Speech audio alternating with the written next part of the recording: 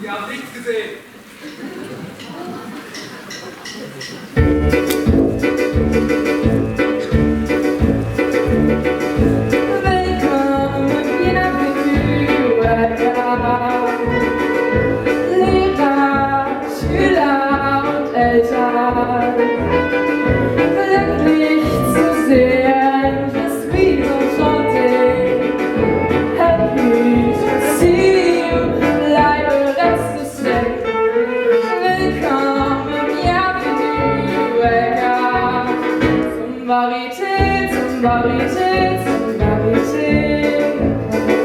Meine Damen und Herren, Mesdames et Messieurs, Ladies and Gentlemen, guten Abend, bonsoir, good evening, wie geht's?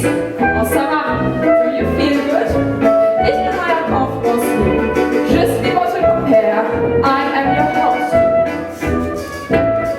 Und sage willkommen, bienvenue, welcome zum Varieté, zum Varieté, zum Varieté. Leave your troubles outside, last year's were disappointing. Forget it, hier ist alles schön, das Publikum ist schön, die Schauspieler sind schön und auch die Band ist wunderschön.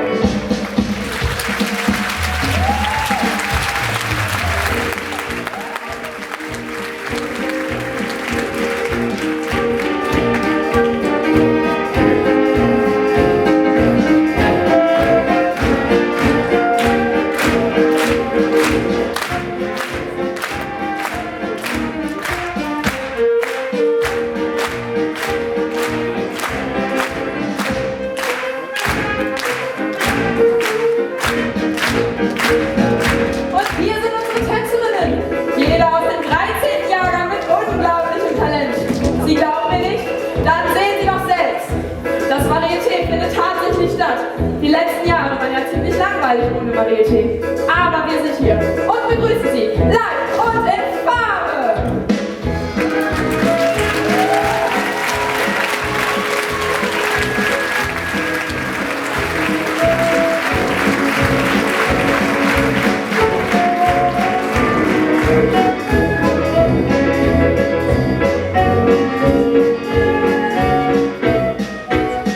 Wir sagen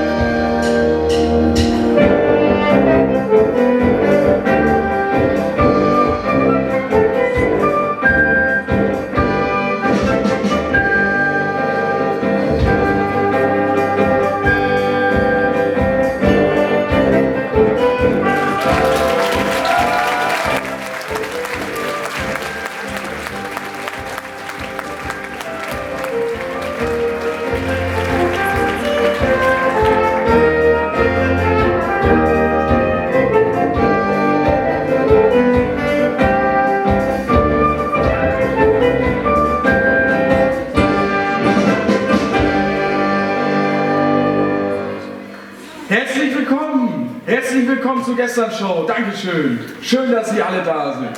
Und ja,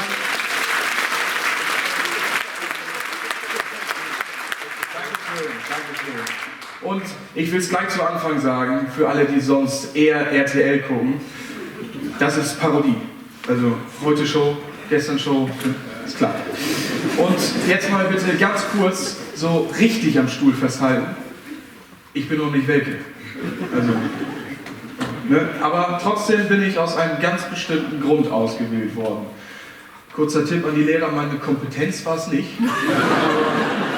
Diesmal das, worauf es wirklich ankommt. Ne? Meine Haare.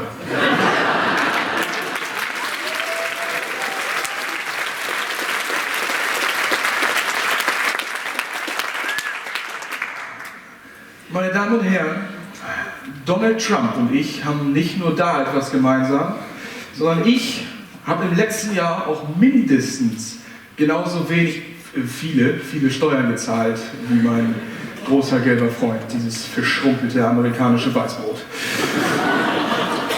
Offensichtlicher Wahlbetrug, hin oder her. Ne? Gott sei Dank ist der Kerl weg. Und jetzt ist doch wirklich alles besser. Frischer Wind im Weißen Haus und junges, patriotisches Blut. Ja, so patriotisch, dass auch der neue Präsident die Arbeit mit nach Hause nehmen will. Und dabei rede ich jetzt nicht etwa von seinen letzten 3 Bluthochdruckpillen, die er zum Mittagessen wirklich nehmen musste, sondern ich rede von Akten allerhöchster Geheimhaltungsstufe. Aber in dem Alter kann man das hier mal verwechseln. Da sind die Grenzen fließend. Apropos verwechseln. Auch hier in Deutschland gibt es Dinge, die sind sich zum Verwechseln ähnlich. Sowas wie Lufthansa und Luftwaffe, wenn man in den Urlaub fliegen möchte. Tja, ich meine, wer hätte denn diesen Urlaub auch mehr verdient als unsere sich jetzt im Kreise von Armin Laschet befindende ehemalige Verteidigungsministerin Frau Christine Lambrecht. Vorverurteilt ohne jeden Grund. Meine Damen und Herren, was musste diese Frau ertragen?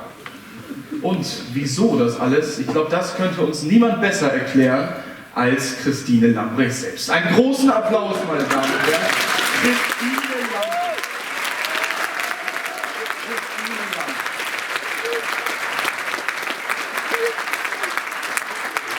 Ja, extra eingeflogen. Ne? Christine, du hast ja nun wirklich alles gegeben. Dein letztes Hemd hast du gegeben für die Bundeswehr. Woran hat es gelegen? Ja. Ja, wo fange ich an? Was muss man machen? Ja, danke besser. Also, die mediale Fokussierung auf meine Person lässt eine sachliche und gute Berichterstattung im Sinne der Bürgerinnen und Bürger über die Soldatinnen und Soldaten deiner Mittel zu.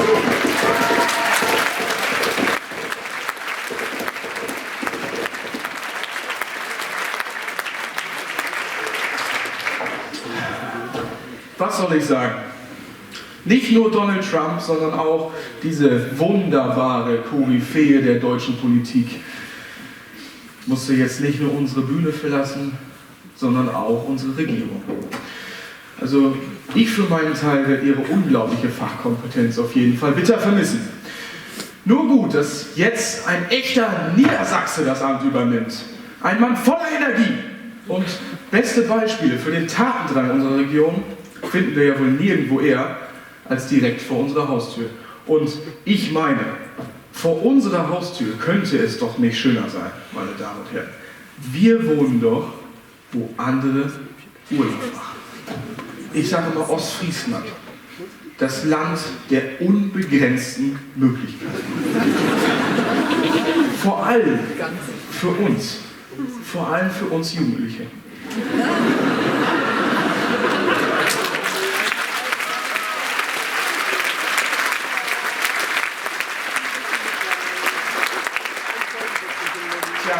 Tja, nach einem Abend mit etwas Popcorn im Kino die schweren Klausuren vom Vormittag verarbeiten oder einen kühlen Kopf bekommen im Norder Freibad. Das ist für uns unbezahlbar.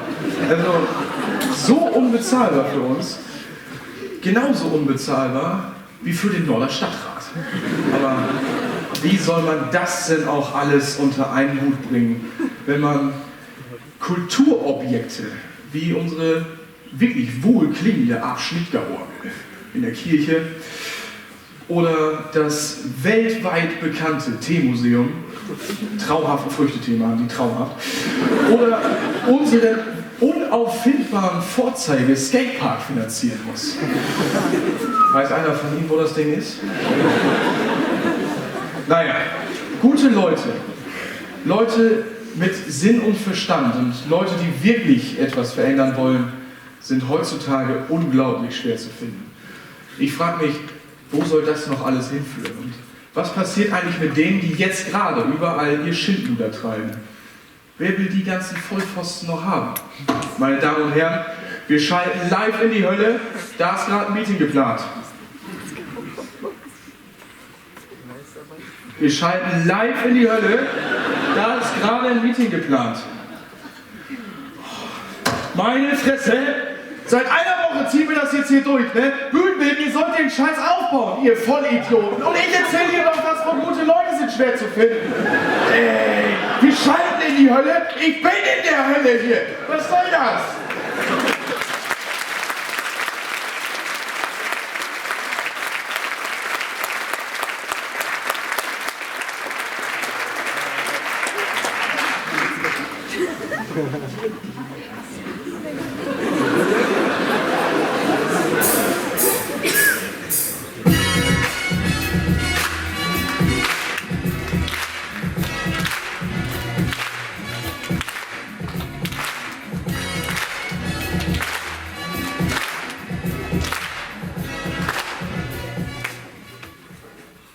Ich bin doch richtig hier, oder? Hölle auf Erden, Norden. Und ich habe mir extra noch einen Termin machen lassen. Und jetzt ist keiner hier. Jetzt ist keiner hier. Auf die hier unten ist einfach kein Verlass. Kommt da jetzt noch jemand?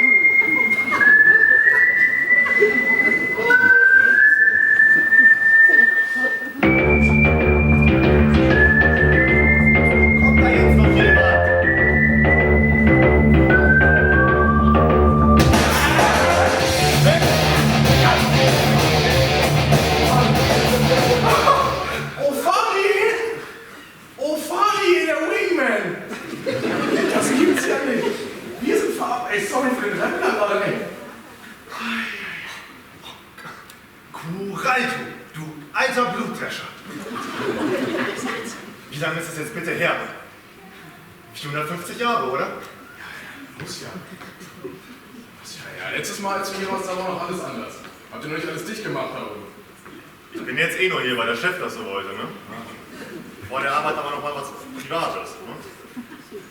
Also seit die Beate dich hat sitzen lassen, hast dich ja schon gehen lassen, oder? Hat er schon, ne? Mein Gott, kann viel passieren in 450 Jahren. Oh ja, der Rocky ist auch neu, oder? Das ist geil. Das ist geil. Das ist geil. Ja, klar. Der ist neu. Ich hab Beate letztens erst genäht.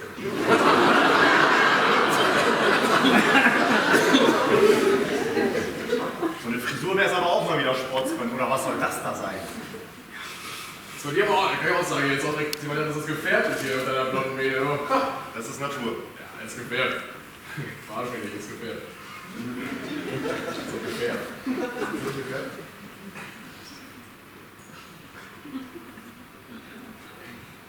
Wegen der Beate nochmal. Also, seid ihr denn noch zusammen? Ja, sind wir. Alles gut. Und wie geht's meinen Kindern? Deinen Kindern geht's gut. Ich bin ja wohl ein super Stiefvater. Die akzeptieren dich auch einfach so. Das ist okay für dich. Ja, die akzeptieren mich. So, nicht so leicht für mich. Beate.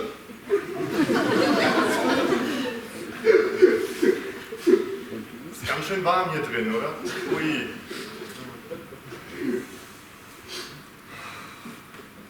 Och, Kuralto, jetzt komm mal wieder hoch. Komm mal wieder hoch. Ja, bringt ja nichts. Komm. Komm mal wieder hoch. Ich sage ja immer, Zeiten ändern sich. Und da muss man gucken, wo man bleibt. Ist ja im Politischen nichts anderes. Guck doch mal hoch zu uns in den Himmel. Das war ja früher auch mal anders. Aber jetzt so viel Krieg, so viel Verfolgung, so viel Hunger, so viele unschuldige Tote bei uns. Das war ja auch erst mal ein Problem, aber wir haben es gelöst. Das kriegst du doch auch im Privaten hin. Ihr habt es gelöst, ja, ihr habt es gelöst. Ich bin mir auch sicher, es hätte eine andere Lösung gegeben, als einfach alles dicht zu machen von heute auf morgen und zu sagen, hier kommt jetzt überhaupt keiner mehr rein. Das sagt sich von hier unten aber auch sehr, sehr leicht. Ihr habt ja Platz. Oh, das ist immer dasselbe, ne? Das kriegt ihr auch nicht in euren Schädel rein, oder? Die Dinge laufen hier unten nur mal anders als bei euch da oben. Hier ist nichts mit Blumenwiesen, 100 Jungfrauen für jeden und jeden Samstag Schlagerparty. Mann, ey, unser Spezialist muss man hier ein bisschen anders umgehen. Ich sag's dir gerne nochmal. Ich sehe hier ganz viel Platz. Und der fehlt uns oben einfach. Oben zu viele und hier zu viel Platz. Das ist doch schlecht gemanagt. Das müssen wir doch besser hinkriegen. Nee. Das geht mir schon wieder in die völlig falsche Richtung. Ja, natürlich ist hier Platz, aber wir brauchen den doch auch. Wir haben doch unsere Regularien und Vorschriften und unsere Gäste werden immer in Einzelhaft verwahrt. Das ist halt so, wir brauchen den nötigen Sicherheitsabstand. Das hat ja auch schon meistens seinen Sinn. Ich sehe das schon wieder kommen. Ja? Wenn ich jetzt wieder mehr aufnehmen soll, dann wird wieder geschoben und am Ende muss ich wieder Hitler und Mussolini zusammensperren. Hitler und Mussolini. Ja, wissen wir ja, wie das Ende. Hitler und Mussolini. Geht's noch größer? Das ist doch so. Das ist doch totaler Quatsch. Kannst du doch nicht erzählen, dass du deinen Laden nicht aufbekommst, ohne dann direkt die zergrößten Arschlöcher zusammenlegen zu müssen. Das ist doch totaler Quatsch.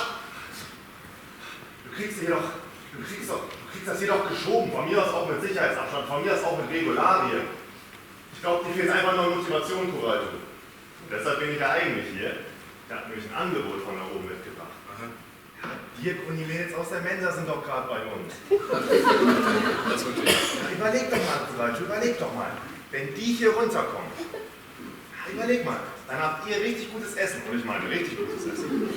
Ja, und hier ein bisschen mehr Platz. Das wäre doch Win-Win, Kural. Ja, Win-Win. Win-Win. Win-Win. Win-Win. Win-Win. Win-Win. Win-Win. Wo ist das denn Win-Win? Du bist doch völlig bescheuert. Genau da liegt doch euer Fehler.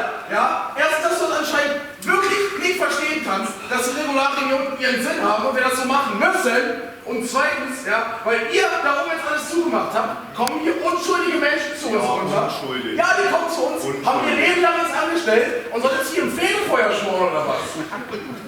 Wo ist denn da eure Moral? Für Moral haben wir doch nicht mehr die Zeit da oben. Mann, die rennen uns doch die Hütte ein. Begreift das doch, Mann. Und ganz im Ernst, nur weil diese ganzen Menschen ihre Welt nicht im Griff haben, müssen wir als Engel doch jetzt nicht die Arme aufhalten. Warum auch? Das ist doch Quatsch. Hast du mal geguckt, wo die alle herkommen? Hast du mal geguckt, wie es bei denen auf der Erde aussieht, wie es bei denen zu Hause aussieht? Ja, da würde ich nicht leben wollen, da wäre es richtig, wenn ich das im Himmel habe, solche Verhältnisse, so ein Chaos. Das können wir da nicht gebrauchen. Und das ist noch nicht alles, Die wollen doch alle noch eine Therapie von uns. Ja, natürlich. Die wollen alle Therapie finden. Ja, das kriegen wir nicht hin da oben. Das kriegen wir nicht mehr hin. Als ich angefangen habe, da hieß es, Profani, hier 10 Menschen, kümmere dich mal drum. Jetzt sind wir bei 1000. Merkst du irgendwas? Da kommen wir halt nicht hinterher. Und deshalb machen wir das jetzt so, dass jeder Einzelne, der da meint, oben anzutanzen, hier abgestellt wird. Alle in die Hölle. Die kommen alle runter zu euch in die Hölle. Drehst du jetzt eigentlich völlig am Rad? Hörst du ja nicht mal selber zu? Alle in die Hölle. Sag mal, was ist denn los mit dir? Was ist denn mal wieder passiert? Sag mal, das kann ja nicht dein Ernst. Hörst du ja nicht selber zu? Das kann ja nicht dein Ernst sein. Nur weil man jetzt auf der Erde geboren ist man direkt ein Verbrecher oder was? Ja, du guckst dir doch an die Erde. Guck doch mal runter. Ja, es gibt da viele Pfeifen. Ist okay. Aber um die kümmern wir uns doch. Das ist doch unser Job. Da haben sie doch auch ausgelegt. Stell dir mal vor, wir hätten die ganzen Idioten hier nicht so im Griff. Ja, stell dir das mal vor. Stell dir mal vor, der Hitler schafft es ja auch, seine Intrigen zu fahren. Ja, der Hitler, ne? Ja, kannst du 3-mal raten, wer hier direkt den Teufel verführt und direkt unter den Lebenden wäre. Ist doch logisch. Wir halten das Ganze unter die unten schon ganz gut in Schach. Das ist ja auch überhaupt nicht schlimm, ja? Aber es kann halt nur funktionieren, wenn ihr auch euren Teil dazu beitragt. Mann!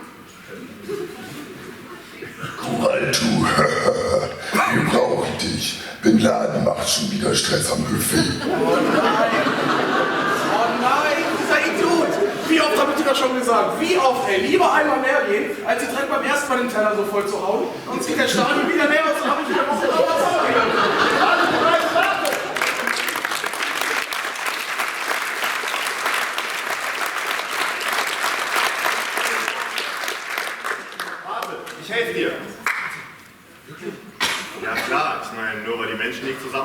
wollen, müssen wir es ja nicht genauso machen. Das ging doch früher auch mal besser, oder? Ja, wollen wir es doch mal probieren? So wie früher? Auf die guten alten Zeiten? Die guten alten Zeiten drauf an. Auf die guten alten Zeiten. Ja. So, und wenn Sie hier schon mal alle sitzen, dann sagen wir es halt noch mal persönlich. Kriegt eure Welt in den Griff!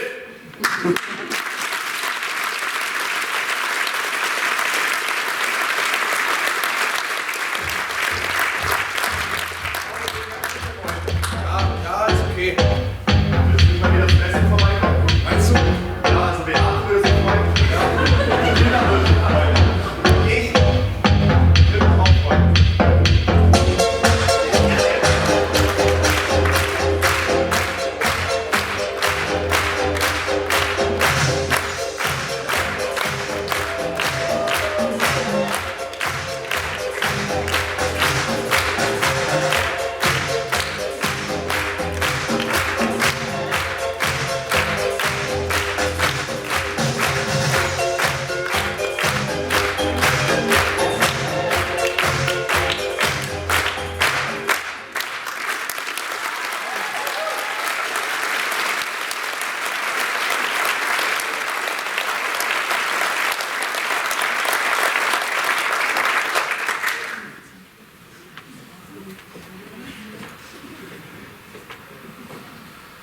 Boah, was für Pfeifen, ey. Den ganzen Tag jammern und beschweren und Regularien.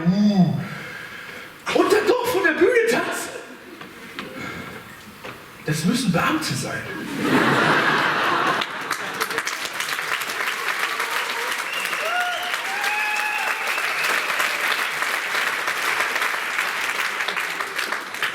Ich kann das alles auch nicht mehr. Ich kann das nicht mehr. Ich gehe jetzt nach Hause. Das Einzige, was mich jetzt noch zur Ruhe bringen kann, unsere Band. Meine Damen und Herren, freuen Sie sich nun auf die Fish und Dance Friends mit einem Medley zu Studio Ghiblis Film, dem Disney von Japan.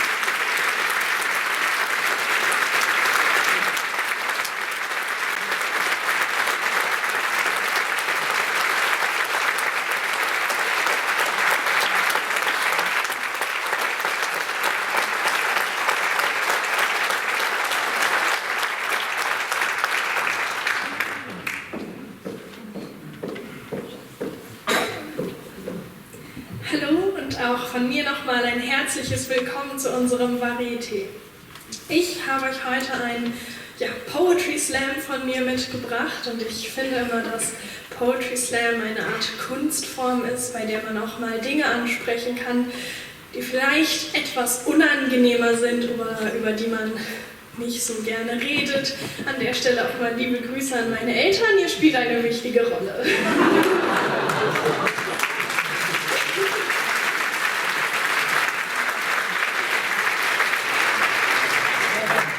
Denn mein Text lautet Mein erstes Mal. Und nein, ich erzähle euch jetzt nicht von meinem ersten Mal Geschlechtsverkehr, geschweige denn, ob ich überhaupt schon welchen hatte und wie es denn dann gewesen wäre. Nein, ich erzähle euch heute von meinem ersten Mal Bluten. Ja, geil! Herzlichen Glückwunsch, mein Schatz. Dann geht's wohl bald zum Frauenarzt, was? Brüllte mein Vater mit erhobener Hand bereit zum Einschlagen mir entgegen. Ich war verwundert und eingeschüchtert zugleich von solch einer Reaktion darauf, dass ich gerade aufwachte und feststellte, dass mein Bett vor Blut nur so triefste, mein Schlafanzug vermutlich weggeschmissen werden muss und ich nur irgendwie breitbeinig noch im Halbschlaf ins Badezimmer taumelte, mit der Angst, das halbe Haus voll zu bluten. Da sitzt man dann als kleines, unsicheres, 12-jähriges Mädchen auf dem Klo mit Binde und Tampon zugleich in der Hand, mit der Überlegung, was denn nun das richtige Gewand für einen sei. Verzweifelt, wie ich dort saß, schrieb ich meiner Mami, was ich machen sollte. Glücklicherweise war sie wie immer auf der Arbeit und antwortete mir erst 2 Stunden später. Da saß ich dann vergebens wartend auf eine Antwort, bis ich nach gefühlten 10 Minuten die Schnauze voll hatte und einfach zur Binde griff. Da ich zu dem Zeitpunkt nur noch überforderter gewesen wäre, hätte ich mir noch sowas wie ein Tampon einführen müssen.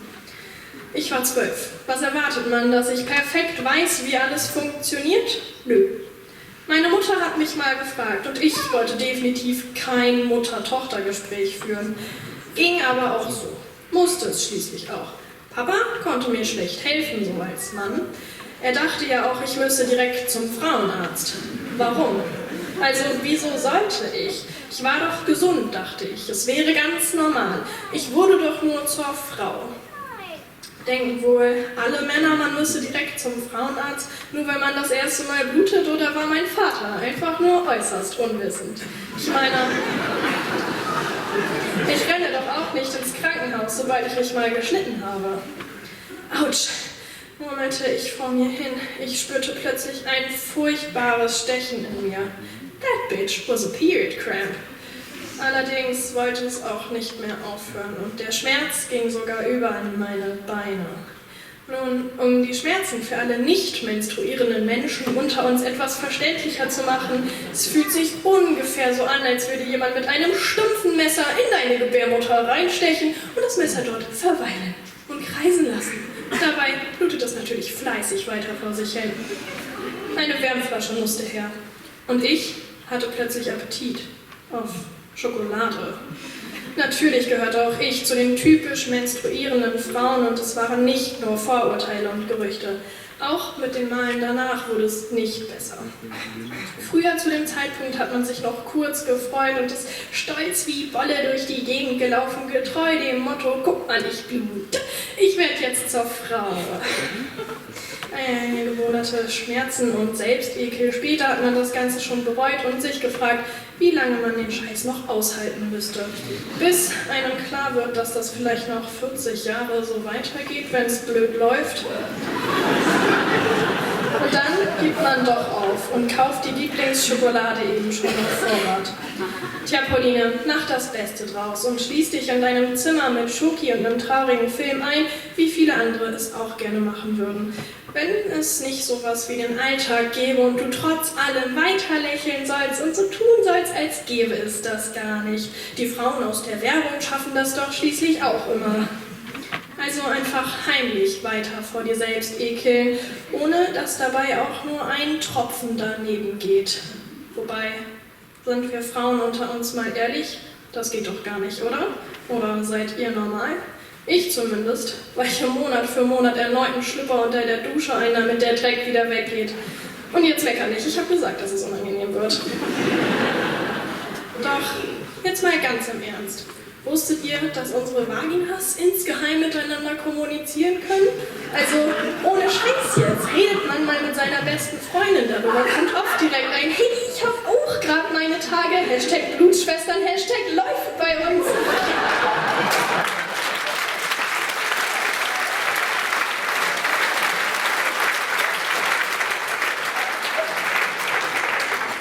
Die Bitches sprechen sich echt ab, damit alle direkt von 2 Leuten gleichzeitig genervt werden oder wir eben genervt sind.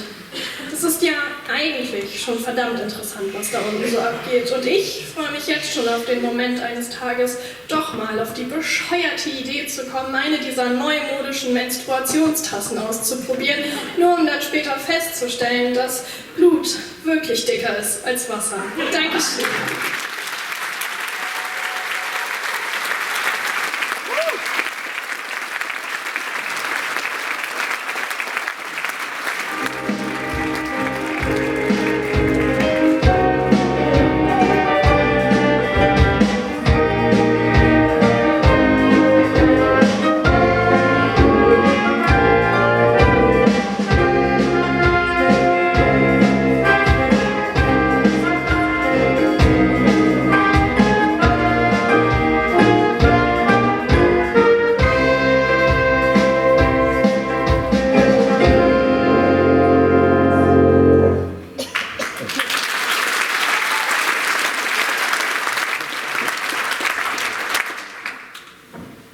Wie mache ich jetzt weiter?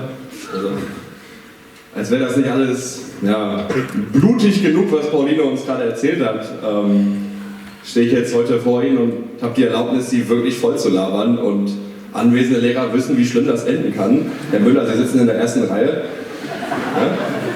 Aber es beruht bei uns so ein bisschen auf Gegenseitigkeit, haben wir das Gefühl. Ne?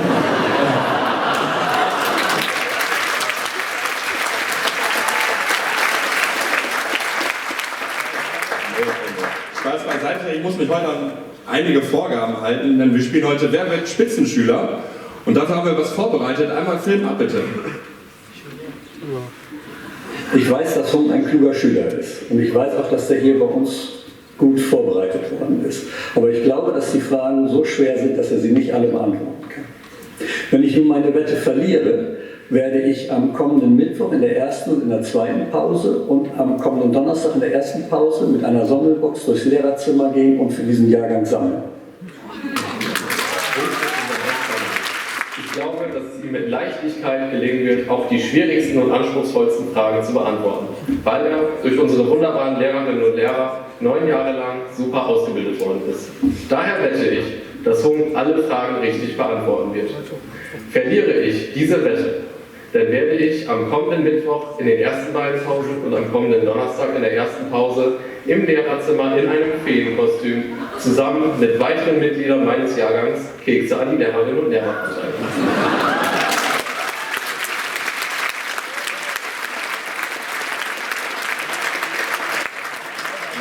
Hammer.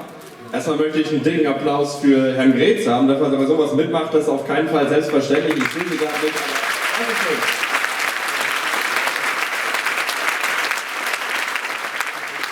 Und jetzt noch was viel wichtiger ist, bitte begrüßen Sie meinen Gast, Hung Nguyen, komm bitte auf die Bühne.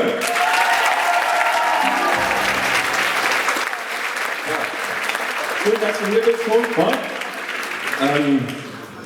So, setz dich bitte. Setz dich bitte. Ist gut. So. Alles klar. Also, wir spielen heute Wer wird Spitzenschüler? Wir haben 3 Fragen für dich beantwortet. Wir haben 3 Fragen für dich beantwortet, die du bitte beantworten solltest, weil das Geld wirklich wichtig ist und ich wirklich nicht backen kann. Hab das Video schon gesehen, alles gut? Ja, alles klar. Muss man weiter nochmal sagen. Nee, du hast einen Joker, einen Publikumsjoker, den du dir jemand aus unserem lieben Publikum aussuchen darfst, der für dich die Frage beantworten kann.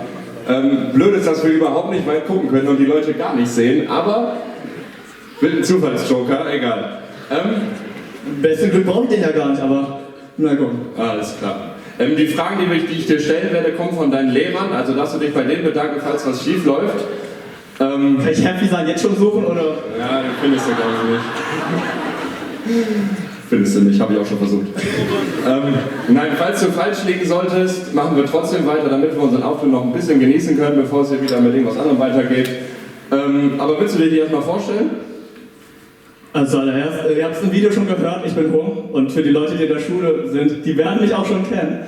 Also, man sagt vieles über mich und ich habe schon... Wir wollen den Auftritt genießen, Johannes, komm, hau raus. Also, ich wohne in der Schule, sagt man mir nach. Das heißt, man sieht mich oft genug in der Schule rumlaufen. Für die Leute, die jetzt nicht in der Schule sind, wird das vielleicht kein Begriff sein. Aber ich bin auch zum Beispiel der Typ, der immer die Robben mit dabei hat. Das ist so. Wir wollen anfangen. Nein, wir wollen was über die Robben machen. Alles klar, Frage 1. Also, Frage 1. Johannes. Nee, ich habe jetzt auch keine Zeit für den Scheiß. Also, diese Robbe hier, das ist eine meiner Robben, das ist Sam. Die habe ich auch oft gemacht. Eine deiner Robben? Eine von 8. Also, so, das ist der Punkt, wo wir wirklich anfangen müssen jetzt. So, Alter, komm schon. Also, Frage 1. Geil. Die Technik hat gut gearbeitet. So, Frage 1. Ich muss ein bisschen Hieroglyphen lesen, weil das habe ich nämlich selbst geschrieben hier. Deswegen tut mir leid, falls ihr es nicht hören könnt, ich kann es nämlich nicht lesen. Also, Frage 1, Hong, wie fühlst du dich? Ja, hau raus, dann weiß ich's. Alles klar. Die Frage hast du Herrn Fisan zu verdanken. Nein, Frage 1. Kann ja nicht so schwer sein. Wohin wurde Publio Ovidius verbannt? Keine Ahnung, wer das ist. Ich erzähle dir gleich noch was drüber. A. Karthago.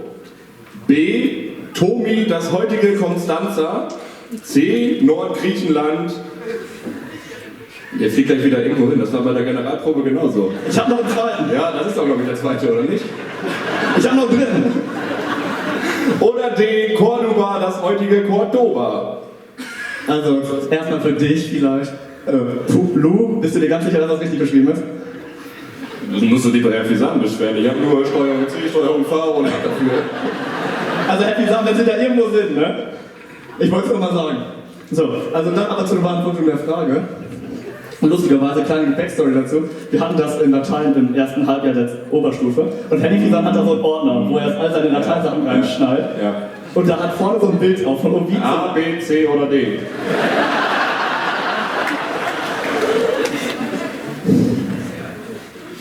Also, dieser Ordner, der Ordner hat da so ein Bild vorne drauf, ne? Mit einem S noch, Publius. Ja, wie sagen? Ja, genau so.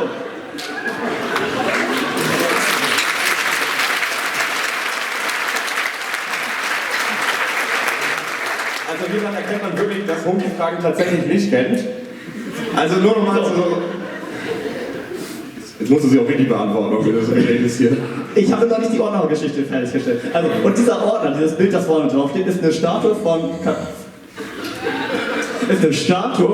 Ovid, also eine Statue von Ovid in dem Ort, an dem er auch gestorben ist. Und dieser Ort ist B. Tomi, das heutige Konstanza. Das ist in Rumänien an der Küste. Ja, ich habe die Antwort gesagt, das wolltest du doch. Ah. Du bist jetzt fertig. Wir können B einloggen. Soll ich jetzt noch mehr sagen? Nee, sollen wir B einloggen? Ja. Was richtig ist, in 3, 2, 1, sehen wir es!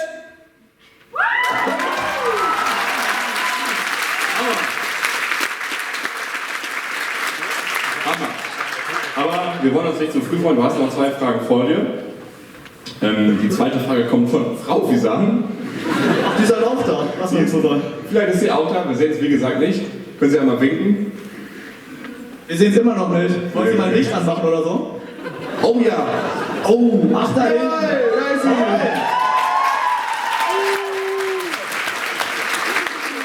Nee, okay. Schluss mit lustig. Zweite Man macht das gar nicht, wenn man so viel rumhalbert. Auch das kann der Müller bestätigen.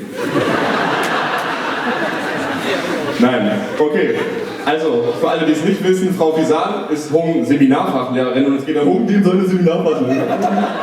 Ich finde es gut, dass ich hier sitze, nicht du. Ja. Deswegen sitze ich da ja auch nicht, Alter.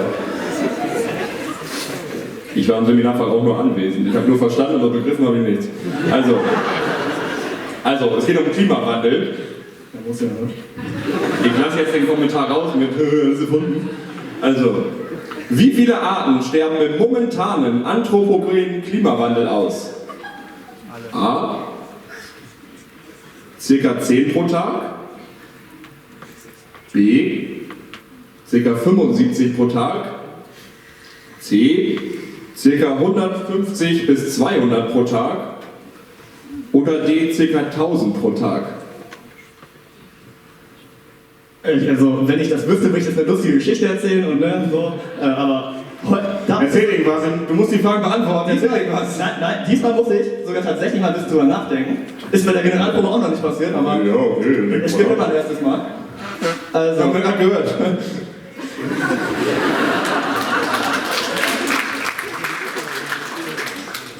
Ja, ich würde erstmal versuchen, das in einem Ausschussverfahren zu lösen.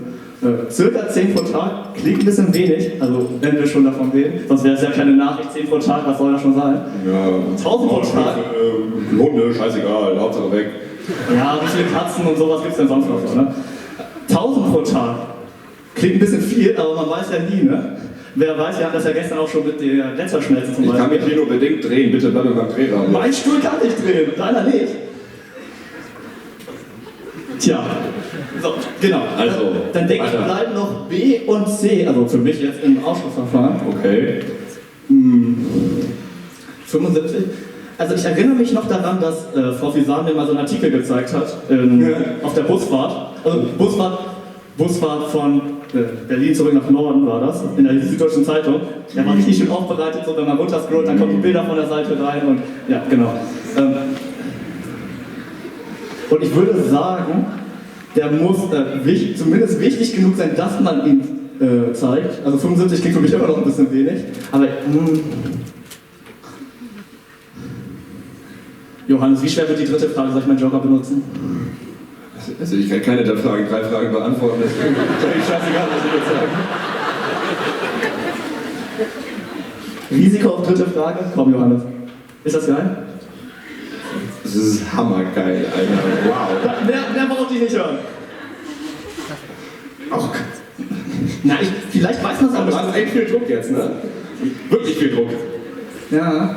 Also ich denke auch wissenschaftlich kann man sowas vielleicht nicht ganz genau sagen. Und circa und dann auch noch eine Reichweite. Wissenschaft geht mir schon lange in der Augen. Also was mich als Moderator, das ist wissenschaftlich scheißegal. Naturwissenschaftliches Profil oder so, oder? Wie war das nochmal? Physik LK. Physik LK, ne? Mathe LK. Ja, genau. Ja. Ich weiß es nicht ganz genau, muss ich ehrlich sagen. Ich tendiere aber wirklich zu 10. Wollen wir das einloggen? Bevor wir hier noch 10 Stunden stehen und ich die ganze Zeit durch die Gegend tiger, meinst du? Weiter. Ja, der Druck ist... ja. Komm, mach rein. Machen wir rein.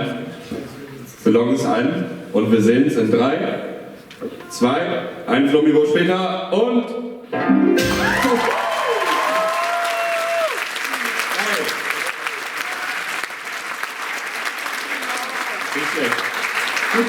Ich wäre eigentlich auf meiner Frage gestellt worden, wäre auf 1000 gegangen, aber 150 € ist schlecht.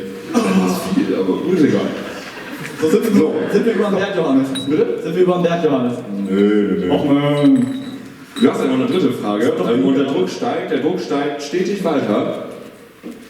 Die würde ich dir jetzt einfach mal vorlesen wollen. Bist du dafür bereit? Muss ja, ne? Alles klar. Dritte Frage. Wer gewann den Eurovision Song Contest 1991 und welche Besonderheit gab es? Die Frage kommt von Herrn Oben. Klassischer Mathelehrer, ne? Ja, das mit Zahlen in der Frage, das muss reichen. So. Also A. Ima Quinn von The Voice aus Irland, mit dem Lied The Voice aus Irland. Und es war der einzige ESC ohne Deutschland. Du kannst es spannend machen, aber ich weiß die Antwort schon. Ja, hau raus. Jetzt sind wir doch nicht in den Spaß. B. Katrina and the Waves, Walking on Sunshine, Vereinigtes Königreich, Italiens letzte Teilnahme bis 2011. C. Heiland, Situs Villate, Iset Alanit, Italien. Einziger Gewinnersong mit lateinischem Lied, ich hatte Französisch, danke. Oder D. Carola Fangert, Af in Sturmwind, Schweden. Und Schweden war punktgleich mit einem anderen Land, aber es gab nur einen Gewinner. Ja. Also, du hast gesagt, wir wollen unsere Show hier genießen, deswegen rede ich jetzt über jede einzelne Antwort. Alles klar, dann mach das mal. Also, fangen wir ganz vorne an. A. Ima Quinn, The Voice, das war 1996. Das war in den goldenen 90ern von Irland. Das war der Ich glaube, ja doch, das war der 4. Sieg in 5 Jahren für Irland. Also das stimmt alles, was da steht, aber das war nicht 1991, sondern 1996. Lustigerweise war das wirklich der einzige ESC ohne Deutschland, weil Deutschland da die Vorqualifikation nicht geschafft hat. Würde heute jedes Mal wieder passieren, aber... So wie Fußball.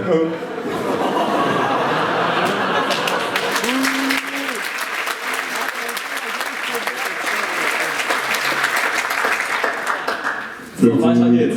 B. Katrina and the Waves, die haben tatsächlich mal gewonnen, aber 1997 mit Love Shine a Light für Großbritannien. Also Walking in the Sunshine ist ein anderer Hit von denen. Der hat aber nie bei mir... Gut, dass du 1997 jetzt sagst, weil meine 1 sieht aus wie eine 7 und ich hatte kurz Angst, aber da steht auch 1991.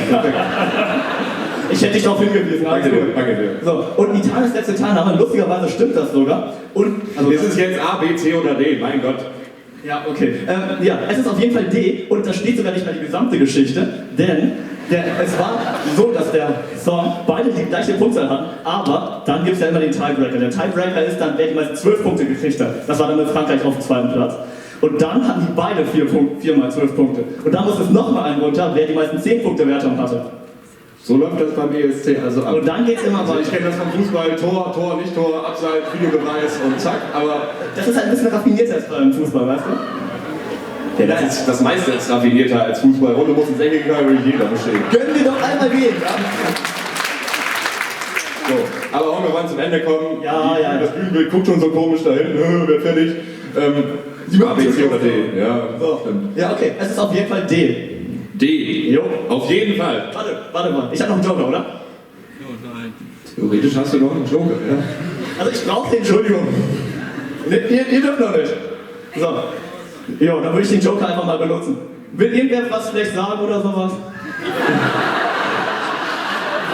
Also ich meine, ich brauche ihn jetzt nicht. Ihr könnt einfach irgendwas sagen. Die ist so gut wie sicher. Möchte jemand... Ey, ich habe eine ganz wichtige Sache. Herr Müller steht da so schläfrig. Mach das mal. Herr Müller, kommen Sie doch mal her, hier. Die war doch sowieso Teil des Dings hier. Ich habe sogar den Witz in C verstanden.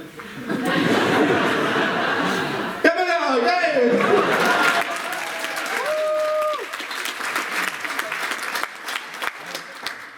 Und wenn wir auch schon mal gerade dabei sind, einfach irgendwelche Späße zu machen. Malte Jorans Mutter hat heute Geburtstag und dafür auch einen herzlichen Applaus für den 45. Geburtstag von Frau Jordan.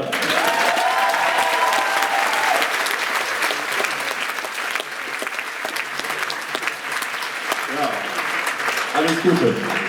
So, jetzt wurde aber genug gearbeitet, wir können D einloggen und hier fertig sein. So, wir können D einloggen, wir sind hier fertig. D, ist es richtig oder nicht? Natürlich ist es richtig. Du hast uns im Jahrgang einen großen Dienst erwiesen. Bin ich froh, dass ich nicht backen muss, sind die Lehrer froh, dass ich nicht backen muss. Also, danke, dass du mitgemacht hast, danke, dass du das gerockt hast. Das war's von uns. Jetzt legen Sie sich zurück, meine Damen und Herren, schnappen Sie sich ein paar Sitzritzen Popcorn. Es heißt jetzt Let's Dance, viel Spaß! Genug gearbeitet!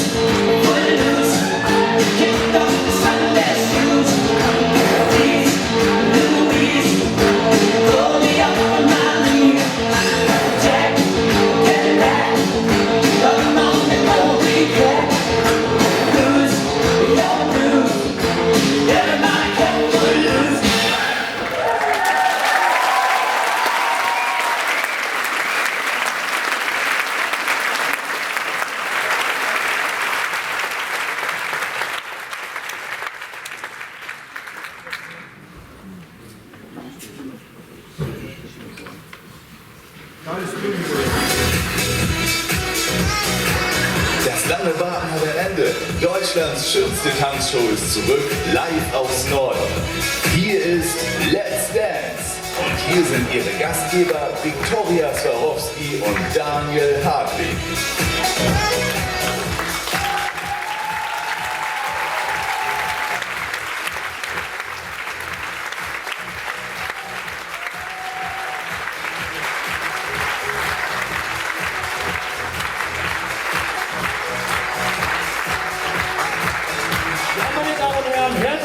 Zu Let's Dance 2023 live aus Norden und auch ein herzliches Willkommen nach Norderney, Baltrum und nach Jüst. Einen wunderschönen guten Abend, liebe Fans. Es geht endlich wieder los mit Let's Dance. Und hier kommt unsere fantastische Jury. Vicky, haben wir etwa eine neue?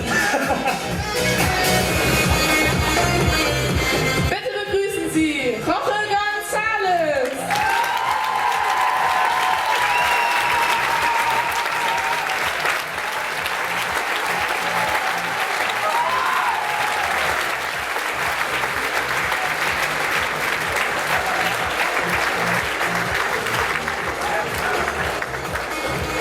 Begrüßen Sie bitte Mozzi Mabuse.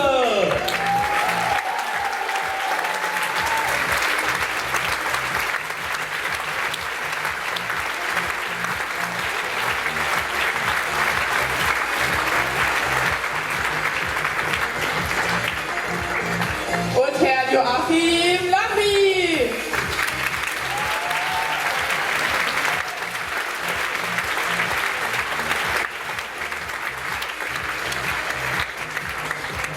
Ja, meine Damen und Herren, die Leitungen sind offen und uns treibt jetzt natürlich noch die Frage um, wer wird Let's Dance 2023 gewinnen? Wir hier vorne, wir sind uns ziemlich sicher, es wird einer unserer Kandidaten. Und hier ist unser Lieblingsschauspieler aus Deutschland, Till Schweiger.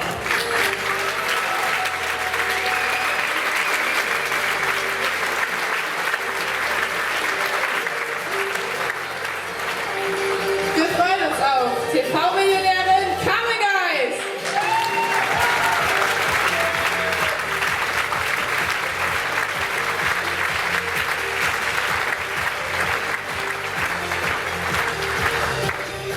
Und hier ist der Malle-König höchstpersönlich, Micky Krause.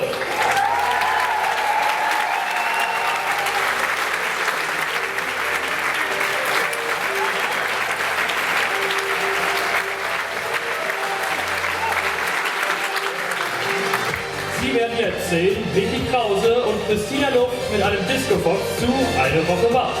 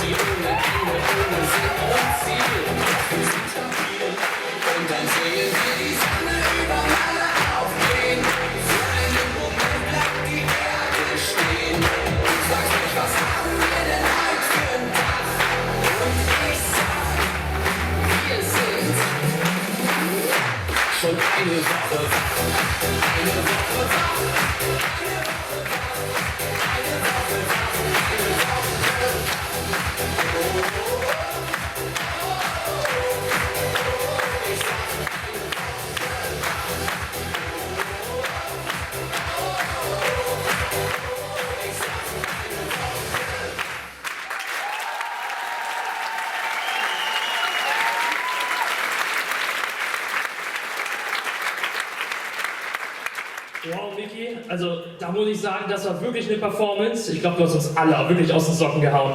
Wie fühlst du dich? Naja, ich weiß nicht ganz, was ich sagen soll. Ich glaube, Tanzen ist jetzt nicht unbedingt ganz meine Spezialität, aber ich glaube, ich habe mein Bestes gegeben, eine gute Show abzuliefern. Oder Nord, was habt ihr?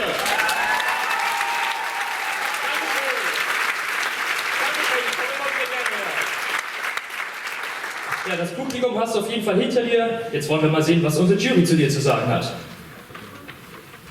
Oh, also erstmal Chica. Ich muss ja sagen, dieser Hüftschwung, der war phänomenal. Wirklich großartig. Dafür erstmal ein Applaus.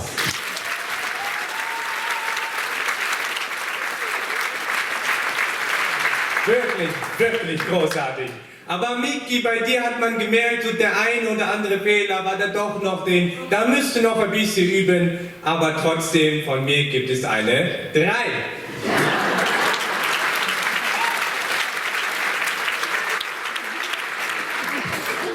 Well, Miki, da muss ich dir echt zustimmen. Dancing is not yours, I guess.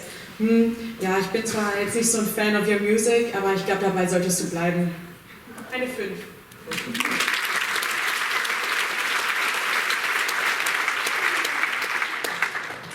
Miki, nochmal zur Erinnerung. Du bist DJ, oder?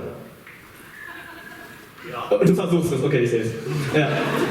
Ich dachte, als DJ könntest du zumindest den Takt halten. Ich habe mich geirrt. Was war da los? Naja. Ein Punkt.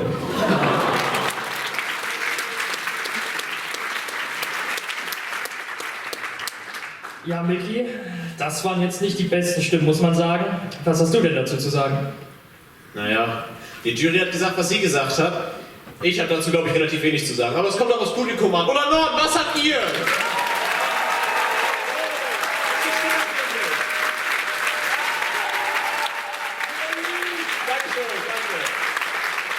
Das war auf jeden Fall eindeutig. Bis dahin, bis ihr wiederkommt vielleicht, nochmal einen herzlichen Applaus für Miki Krause und Christina Loh.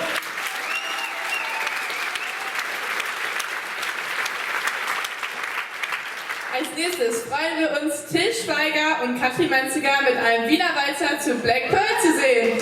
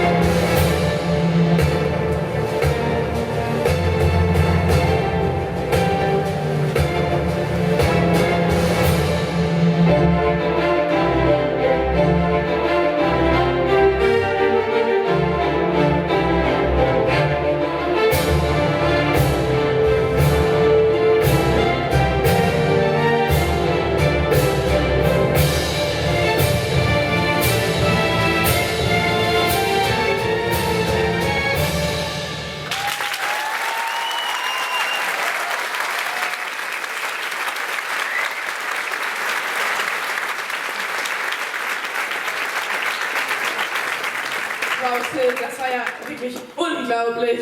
Du siehst auch ziemlich glücklich aus, muss ich sagen. Ja, natürlich war das unglaublich. Ich bin der beste Tänzer, ist doch wohl klar. Jetzt sag mir, dass ich gewinne. Komm, sag mir, dass ich gewinne. Komm. Hört mir mal, was unsere liebe Fachjury zu sagen hat.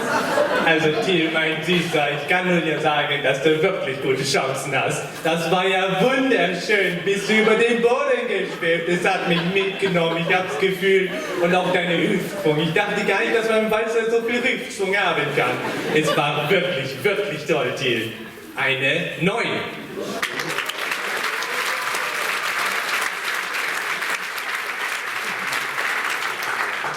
Wow, das war phänomenal, amazing, I'm speechless. Zwischenzeitlich bin ich auch so sentimental geworden. Ihr habt die Stage so zum Strahlen gebracht. Sometimes, da war ein bisschen missing the dynamic und so. Also ein bisschen Potenzial nach oben ist da noch. Eine 7.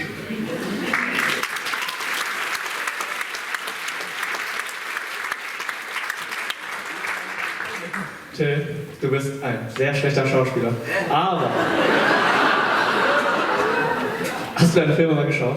Jedenfalls, du hast zwar keine guten Filme gemacht, aber heute zumindest mal eine passable Schauspielleistung hingelegt. Das muss ich dir lassen. Nicht schlecht. 4 Punkte.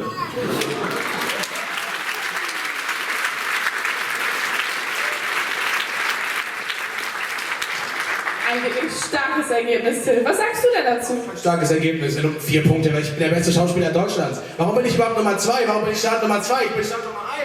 Am Ende entscheidet natürlich sie zu Hause, ob Till dann gewinnt. Und bis dahin noch einen großen Applaus für Till und seine bezaubernde Katrin.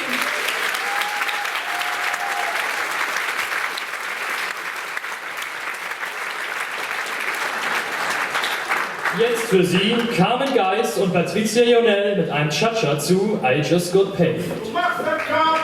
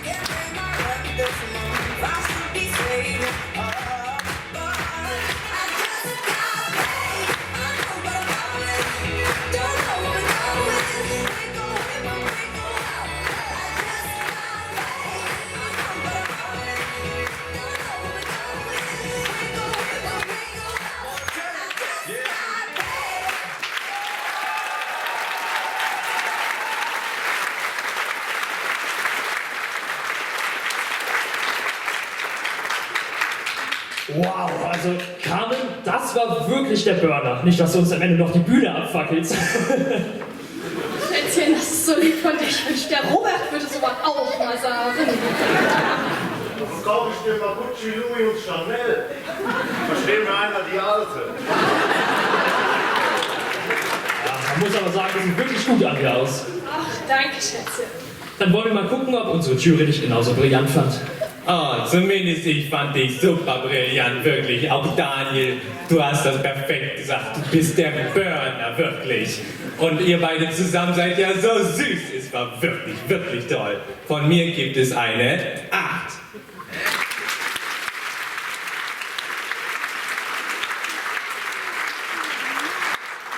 Wow, Carmen, so beautiful today, I swear. Ich liebe auch gerade the dancing style, auch voll meins. But sometimes, da hat ein bisschen dieser Hüftschwung gefehlt. The movement. Let your hips swing, girl. The 6.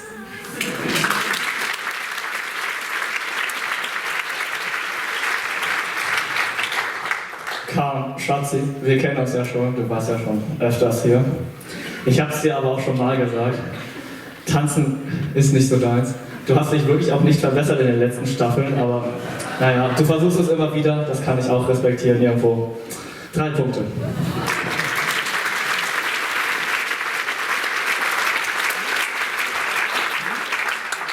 Ja, das waren kritische Stimmen aus der Jury, aber am Ende des Tages entscheiden Sie zu Hause, ob Carmen vielleicht doch noch die Trophäe nach Hause bringen wird. Bis dahin ein reißenden Applaus für Carmen Geis und Patricia Jonell.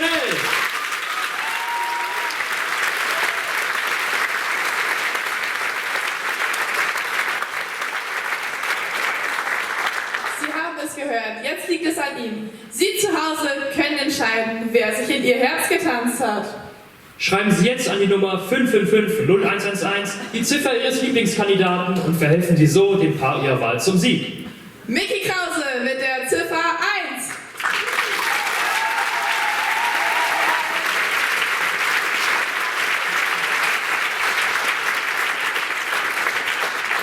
Till Schweiger mit der Ziffer 2.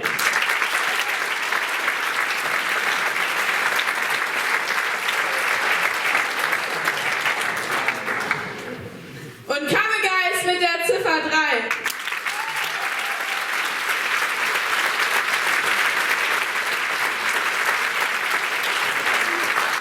Die Leitungen sind noch für 10 weitere Sekunden geöffnet. 10, 9, 8, 7, 6, 5, 4, 3,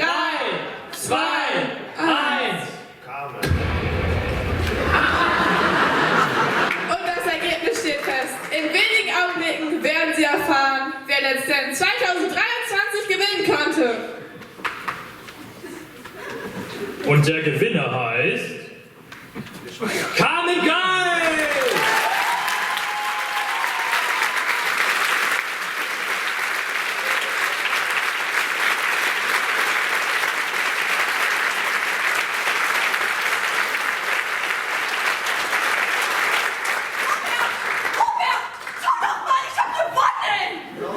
Gesehen hat, neues Schritt. Überraschung. Hätte Schritt damit gerechnet. Dann müssen wir feiern. Weißt du was? Der Wagen ist voll getankt, der Shampoo steht kalt. Wir gehen shoppen. Fantastisch.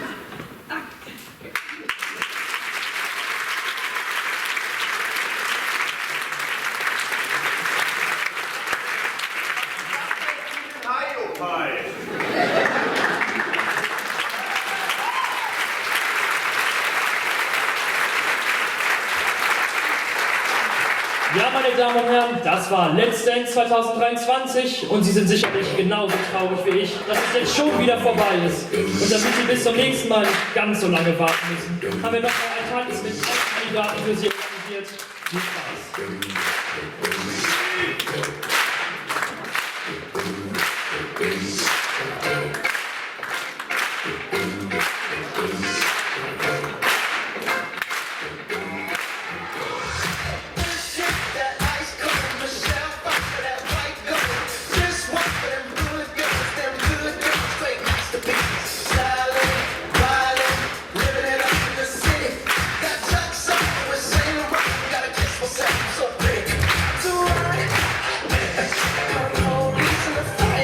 Too hard.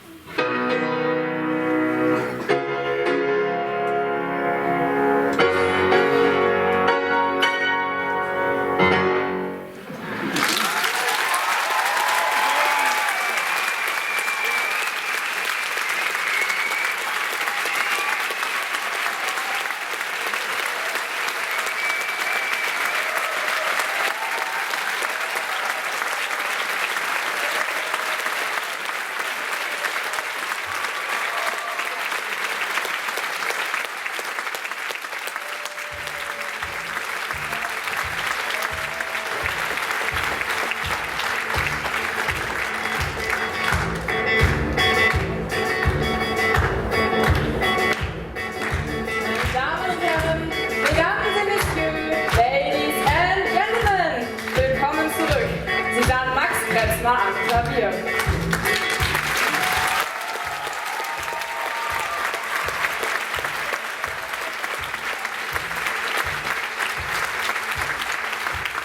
Freuen Sie sich nun auf eine Darbietung unserer wundervollen Tänzerinnen.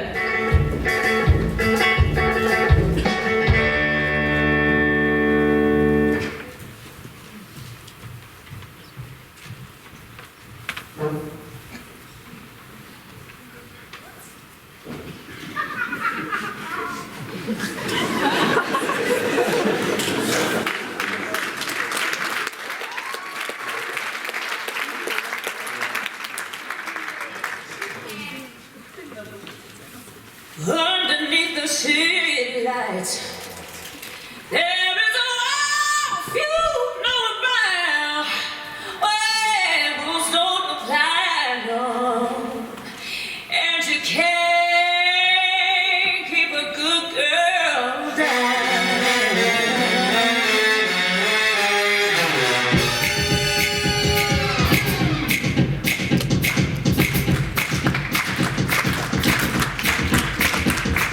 She going to the club, looking for a good time, gonna make that, shake that money on the dime. Don't need sugar daddy, she can work it just fine. Up on the table, she'll be dancing all night. Baby, now just comes alive.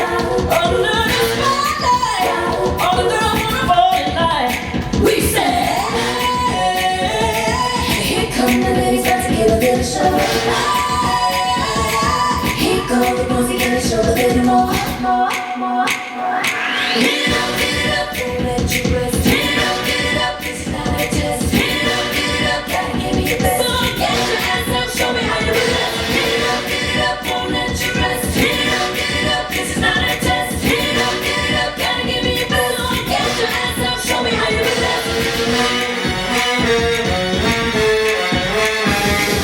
A little bit of naughty, it's a little bit nice. She's a whole lot of glam, sweat, sugar, sex, spice, so she struts, cut, give a little work, but up on the table, she'll be dancing all night.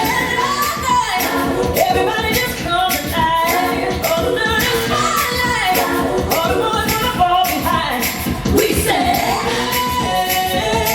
here come the ladies, got to give a little show. Here go the boys, gonna show a little more. Get it up, it's not a test. Get it up, gotta give me your best. So get your ass up, show me how you do it. Get it up, won't let you rest. Get it up, it's not a test. Get it up, gotta give me your best. So get your ass up, show me how you do it. Okay, girls, let's show them how it's done. Get it over till we say, and we've only just begun. Let me hear you say, hey.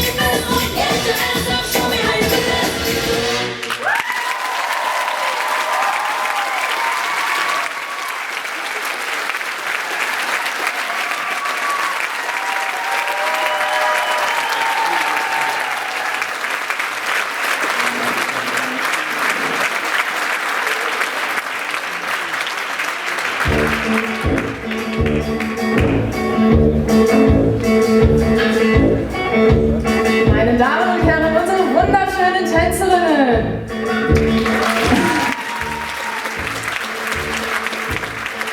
Wollen Sie nicht nur noch etwas mehr Romantik? Wir werden den Song Cello hören, dargeboten von unseren wunderschönen Sängern Johannes und Rika.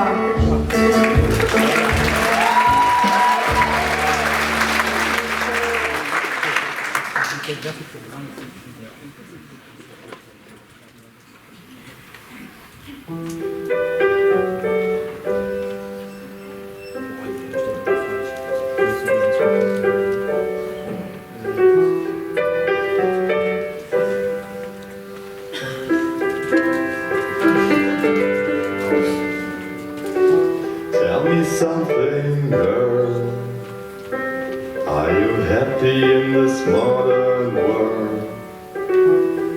do you need more? Is there something else you're searching for? I'm falling.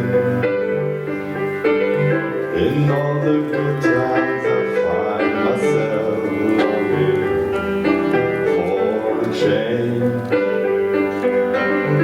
And in the bad times I fear myself.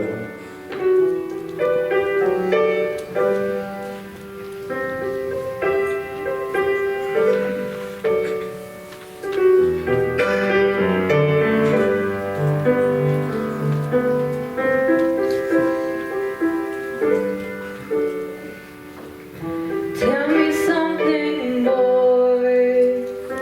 Aren't you tired trying to fill that void? Or do you need more? Ain't it hard keeping it so hardcore? I'm falling. In all the good times I find myself longing for change. And in the bad times I fear myself.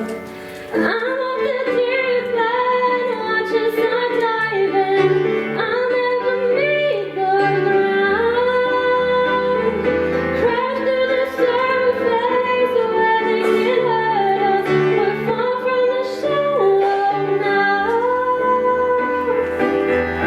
In the shallow,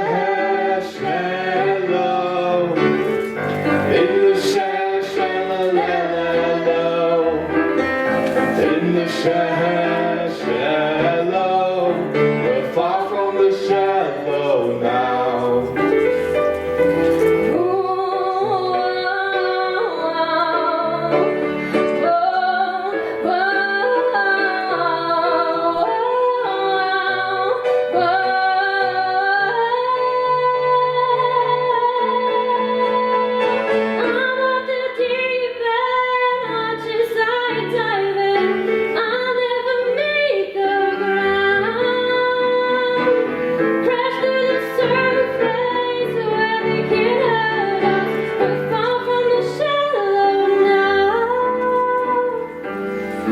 In the shallow, in the shallow, in the shallow, we're far from the shallow now.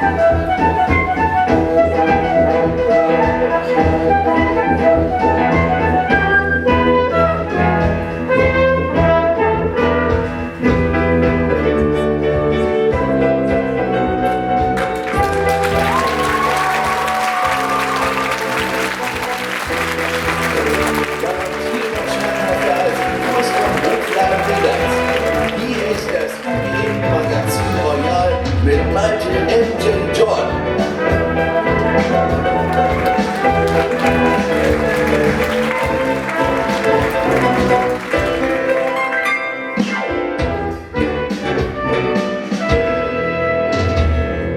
Herzlich willkommen zum UGN-Magazin Royal, meine Damen und Herren. Und ein großen Applaus für das Rundfunk-Kasperorchester Nordrhein.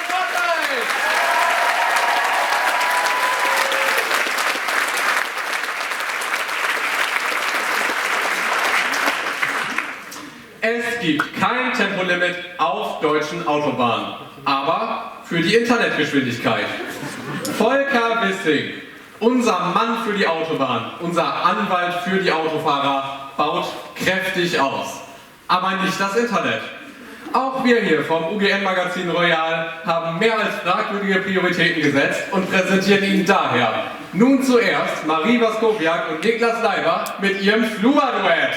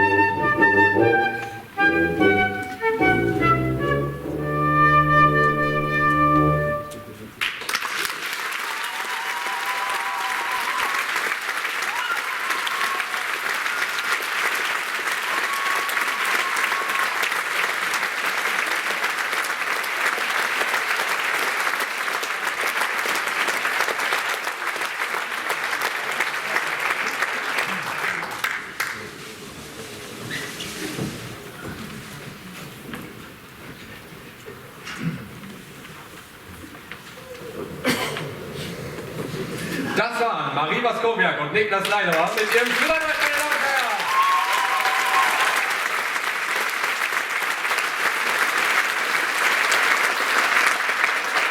meine Damen und Herren. Meine Damen und Herren, holen Sie bitte jetzt Ihre Schiefertafeln und Ihren Griffel raus und machen Sie sich Notizen. Denn heute sprechen wir über die Digitalisierung an deutschen Schulen. Ja, Sie haben ganz richtig gehört. In wenigen Augenblicken werden wir hier allesamt peinlich berührt auf den Boden starren. Doch lasst uns zunächst einmal einen Blick darauf werfen, wie es eigentlich hier bei uns vor Ort am Ulrichs-Gymnasium aussieht in Sachen Digitalisierung. Das UGN ist doch wohl die Speerspitze, was die Digitalisierung anbelangt. Oder etwa nicht? Wer könnte uns bloß etwas mehr darüber erzählen? Mein Name ist Wolfgang Krebs, ich bin der Schüler.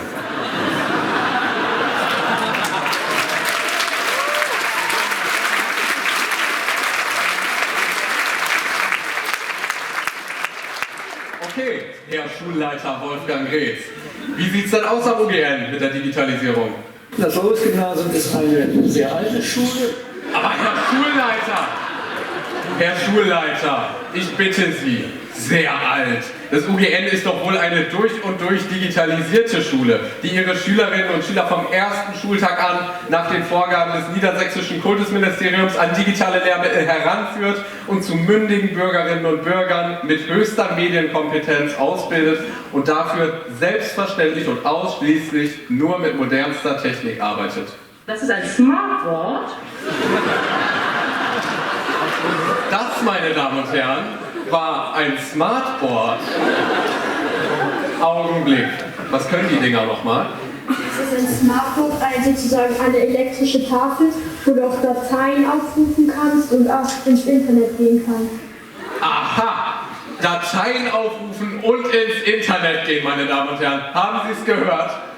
In jedem einzelnen Klassenraum, außer im berühmt-berüchtigten Raum A015, auch bekannt als Fachraum Evangelische Religion, hängt ein wunderschönes Exemplar eben dieser Smartboards. Das sind doch blühende Landschaften der Digitalisierung, meine Damen und Herren.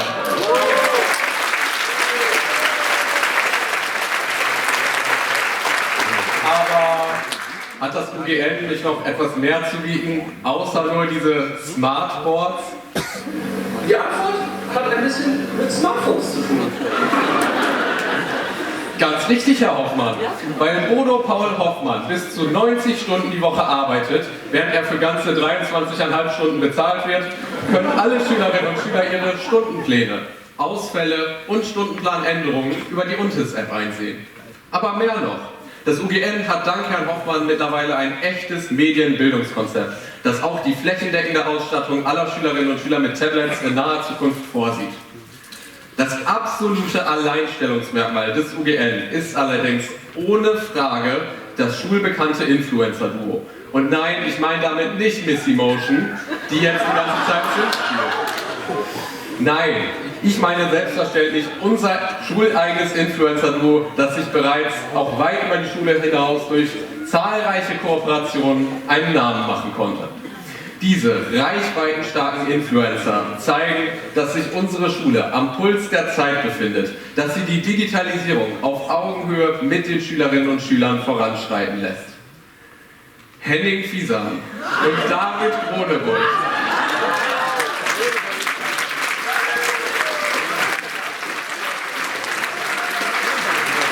Henning Fiesan und David Gronewold sind immer Mensch geblieben. Sie zeigen, was in ihrem tiefsten Inneren vorgeht, was sie ganz persönlich als Menschen bewegt. Die neue Wurst der Firma Reber, eine absolut empfehlenswerte Wurst, nicht zu toppen. Also ich sag mal so, also ein Leben ohne Wurst ist zwar möglich, aber sinnlos. Wenn man denn Rebers Wurst kennenlernt, dann sagt man einfach, komm, das kannst du essen, egal ob du Veganer bist oder Vegetarier.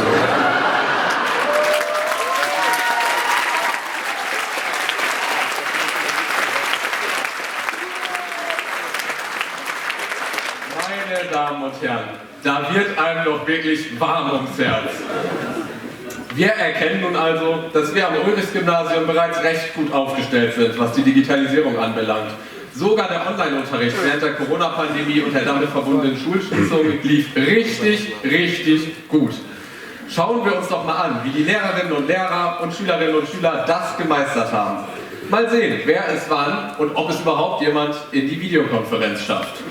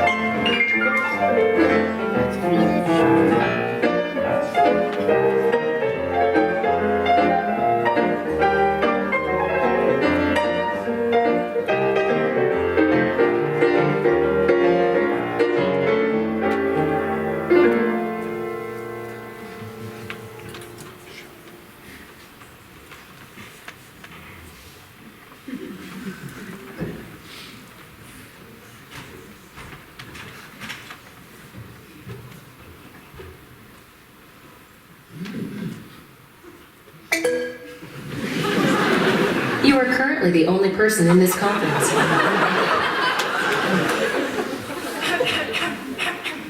Test, 1, 2.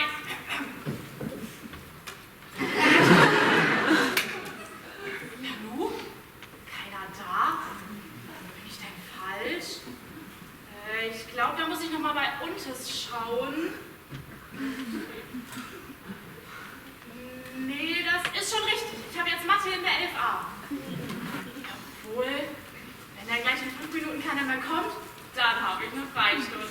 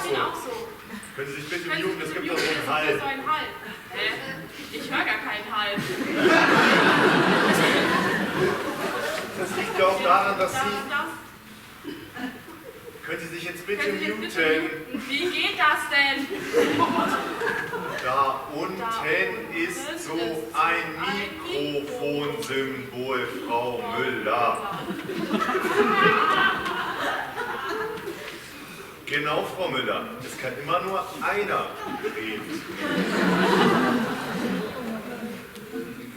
Markus, wenn ich dich nicht hätte, du bist mein Technikbeauftragter.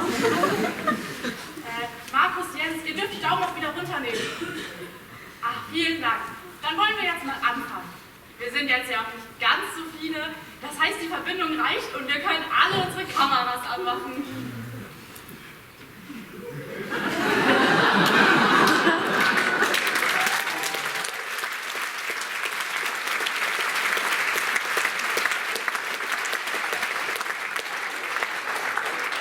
Schön, euch zu sehen. Dann beginnen wir jetzt erstmal mit der Wiederholung der letzten Stunde. Markus, was haben wir denn gemacht? Die Lagebeziehung von gerade. Ach, Christian hat es doch noch geschafft. Schön, dass du da bist. Ach, entschuldigen Sie bitte die Verspätung, tut mir leid. Das Internet in Leesdorf ist mal wieder so beschissen.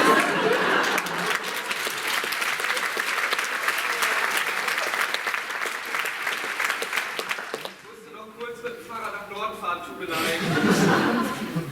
Du bist mit dem Fahrrad ganz nach Norden gefahren?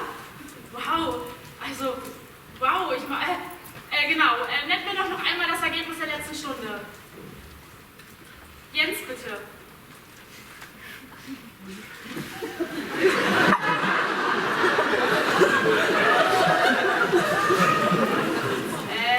Jens, ich kann dich nicht hören, du musst dein Mikro noch einschalten.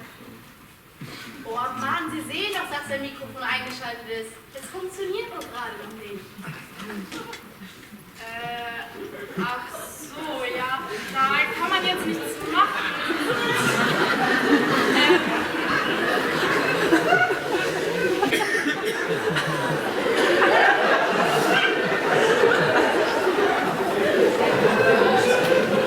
Jens, da musst du dir bitte bis zur nächsten Stunde noch ein neues Mikro besorgen.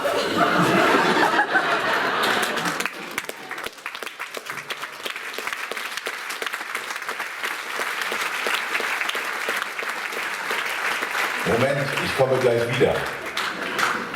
Na okay, aber wir müssen jetzt wirklich weitermachen. Christian, was machst du da? Ich mach gerade das Katzenklo.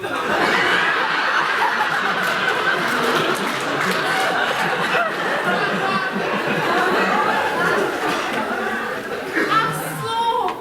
Ja, ich hatte gerade nur ganz leicht den Eindruck, dass du nicht ganz bei der Sache bist. Und das ist dir und auch allen anderen hier hoffentlich klar, dass das hier ganz normaler Unterricht ist und ihr euch alle genauso zu konzentrieren habt wie in der Schule auch. Ist euch das allen klar? Ja, logisch. Mir ist das total klar.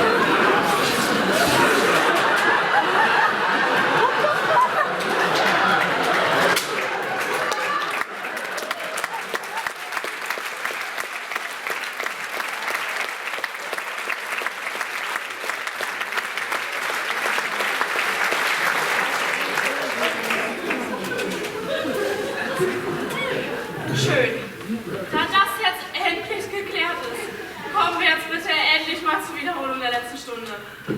Jens, bist du jetzt bereit? Hallo, kann man mich jetzt hören? Hallo? Ja, aber mach doch bitte noch eben deine Kamera an. Ja, okay, Moment.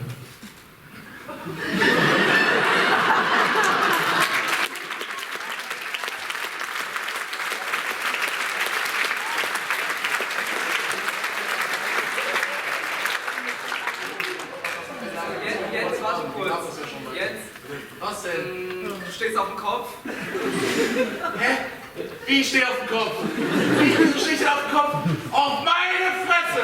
Verdammte Scheiße! Das ist ganz normaler Unterricht, bei dem ich mich ganz normal konzentrieren soll. Wie soll das denn gehen, Frau Müller? Wie soll das denn funktionieren? Weil, wenn ich in Dänemark im Urlaub bin, kann ich auf der Autobahn Netflix streamen. Und wenn ich hier in Wiesdorf, wo ich teures Geld für mein Villa bezahle, bei der Videokonferenz teilnehmen will, kann ich nicht mal reden oder meine Kamera anmachen? Das ist doch verarschen, ist das doch! Was haben wir denn gemacht in Deutschland mit Digitalisierung? In der Steinzeit denken wir doch fest! Ich kann nicht hören!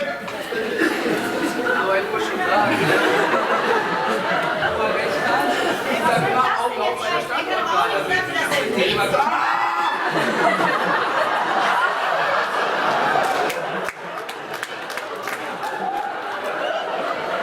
Jetzt reicht's aber auch mal!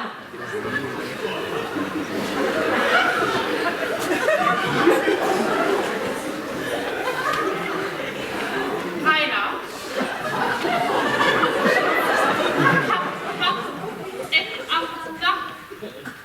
Was, wie bitte?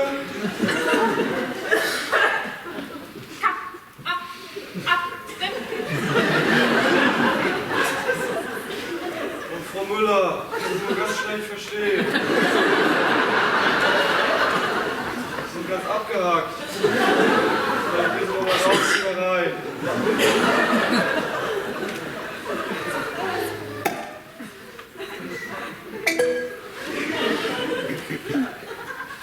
Hallo? Ist es jetzt besser? Nee, also es ist immer noch total abgehackt.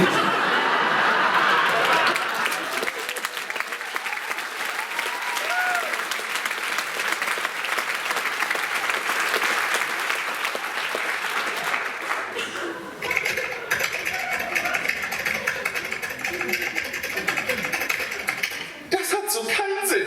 Wir brechen das ab. Ich lade euch eine Aufgabe ins Aufgabenmodul für die nächsten 4 Wochen. Okay, tschüss.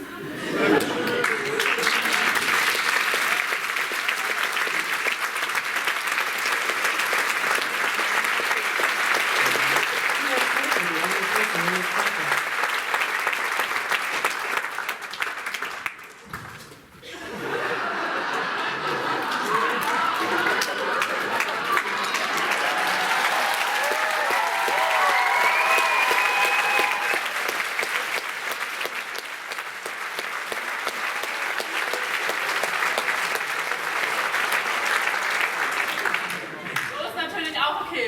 Prost!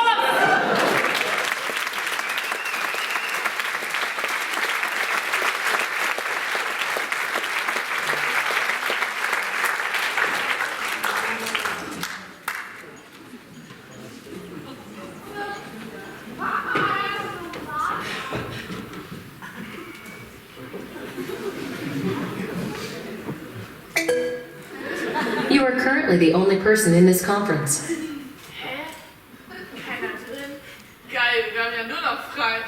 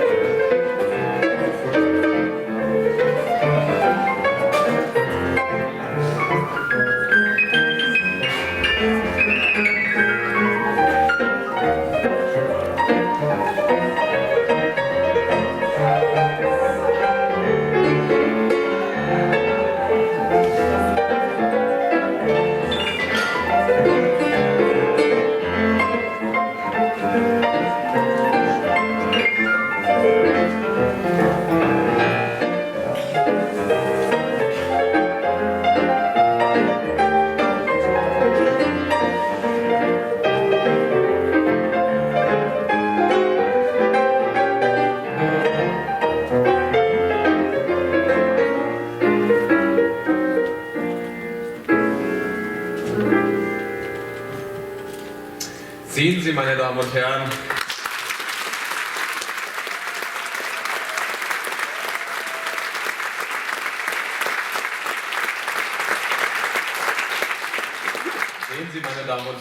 es lief doch hervorragend.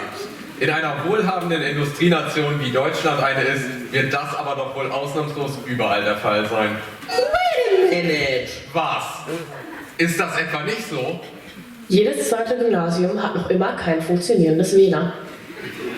Das Handelsblatt berichtet nicht nur, dass jedes zweite Gymnasium noch immer nicht über funktionierendes WLAN verfügt, sondern weiterhin auch, dass 40% der Lehrkräfte keinen Dienstlaptop besitzen und immer noch 2/3 der Schulen keine eigenen IT-Berater haben. Internet ist für Deutschland bürokratisches Neuland. Der Anfang 2019 gestartete und mittlerweile mit 6,5 Milliarden Euro bestückte Digitalpakt sollte etwas an dieser wirklich verfahrenen Situation verändern. Allerdings wurden von diesen insgesamt 6,5 Milliarden Euro bisher erst 851 Millionen Euro und damit nur rund 1/8 überhaupt in Anspruch genommen. Das hat den einfachen Grund, dass der Endgegner mal wieder Bürokratie heißt. Das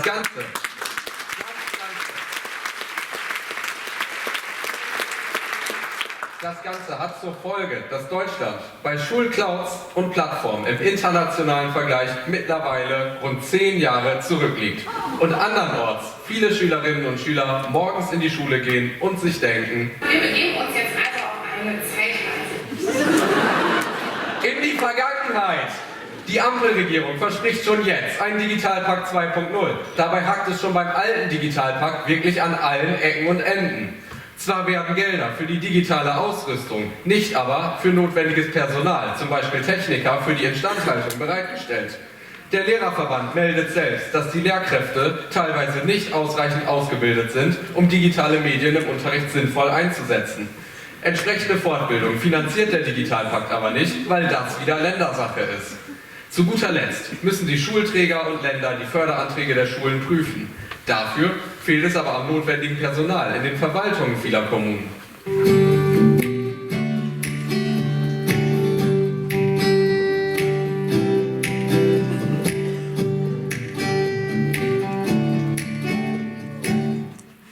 Wir gehen sie eben nicht. Viele Schulen würden liebend gern die neuen Wege gehen, aber ihnen werden Steine und Hürden ohne Ende in den Weg gelegt. Auch beim Digitalpakt 2.0 wäre ein Kraftakt nötig, um überhaupt irgendwie an Fördermittel zu kommen. Verlangt wird eine detaillierte Bedarfsprüfung an Schulen, umfangreiche Vorbereitungen für europaweite Ausschreibungen der Aufträge sowie mit den Schulen abgestimmte Berichte über technisch-pädagogische Ersatzkonzepte. Außerdem müssen alle geplanten Maßnahmen einzeln bei der Bezirksregierung beantragt und ausführlich begründet werden. Da denkt sich doch jeder Schulleiter, wenn er das hört: Viel Spaß dabei. Liebe Zuschauerinnen und Zuschauer, digitale Bildung ist unendlich wichtig.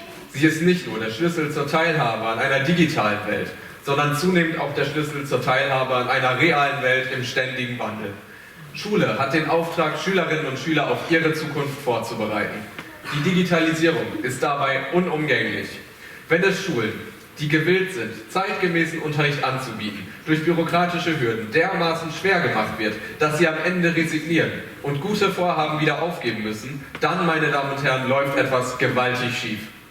Die Leidtragenden sind die Schülerinnen und Schüler, denen Chancen und Möglichkeiten genommen werden. Und solange die Verantwortlichen diese Fehler nicht endlich erkennen und in Angriff nehmen, bleibt die Digitalisierung des Bildungswesens Traum, ein einziger Traum.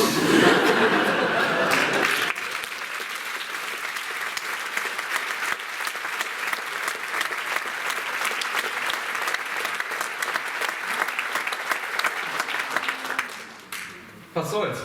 Vielleicht muss man sich halt auch einfach damit abfinden, dass man eben nicht alles haben kann. Aber wir hier im Norden können zumindest froh sein, dass unsere Schule neben einer Vielzahl dieser herrlichen Smartboards auch noch viele andere Qualitäten besitzt. So haben wir zum Beispiel die beste Autofahrerin Deutschlands in unseren Reihen.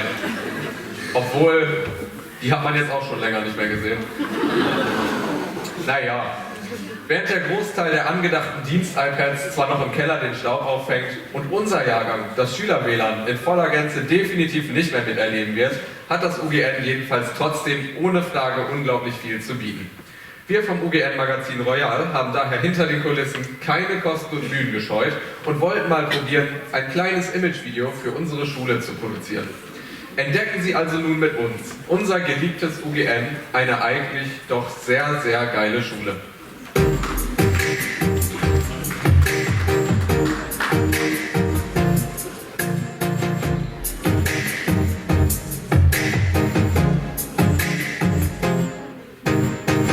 Super Lehrer, super Style, super Laune, super geil, super Mensa, super Preis, super Team hier, super nice, super Scheine, super alt, super kalt, super geil, super eifrig, super Fleiß, super hilfreich, super nice, super Stufen, super geil.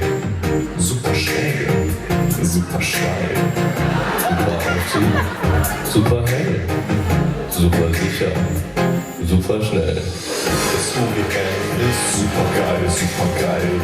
Wir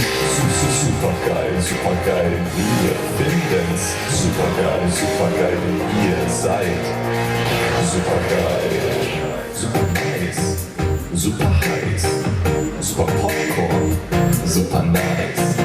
Super sportlich, super schnell, super Treffer, super Appell, super Fächer, super locker, super Power, super sauer, super Aua, super geil, super Guidance, super Silence, super nice, super Player, super Noten. Super Filme, super geil. Das UGN ist super geil, richtig super geil. Wir finden super geil, denn ihr seid super geil. Das UGN ist richtig. Wir finden's. Ihr seid super geil. Sehr geile Sachen hier. Bio ist auch sehr geil. Sehr geile Bioprodukte. Toll. Das UGN ist super geil, richtig. Super geil. Wir finden's. Super geil. Ihr seid super geil. Guck mal hier. Sehr nice Angestellte. Super. Sehr cooler Schulleiter übrigens. Sehr cool. Oh, hier. Druckerpapier.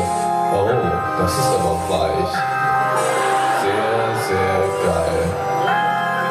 Super.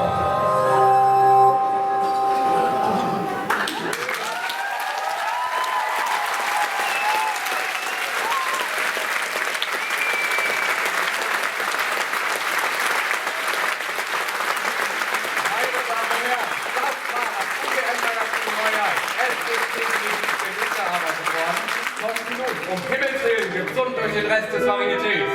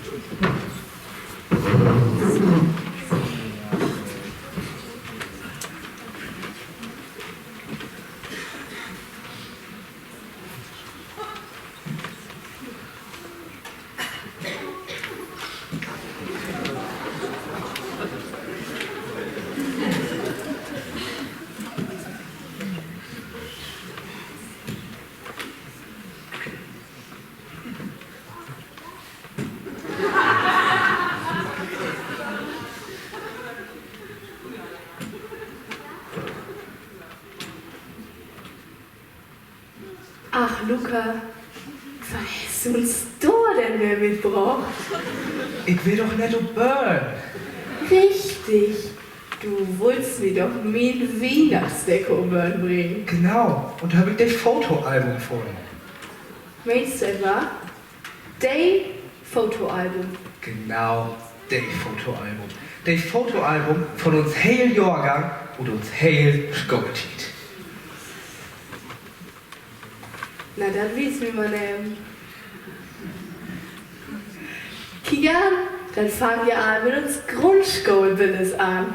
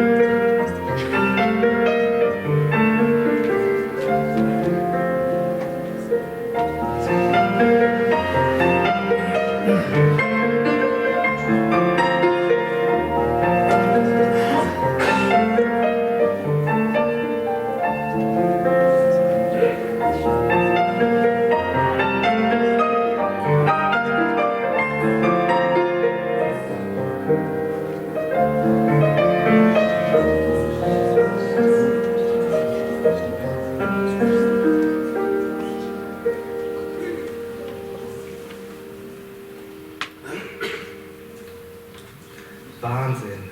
Das wären ja all die ersten 8 Jahre von uns heil Schulzeit. Aber Luca, da wären wir noch so lüchtet. Und weißt du was? Von 5. bis 8. Klasse, da wären wie weit auch noch zusammen in der Klasse. Stimmt. Und wir wären auf Klassenfahrt, wir haben so viel belebt. Wir wären ja sogar im Fernsehen. Ja, das wäre auch was. Ja. Aber meinst du, wir haben auch noch ein paar Bilder von der Klasse? Ja, genau. Da wurden wir alle updated, ne? Löst du, wir haben davon noch welchen, lass uns ein Video kicken.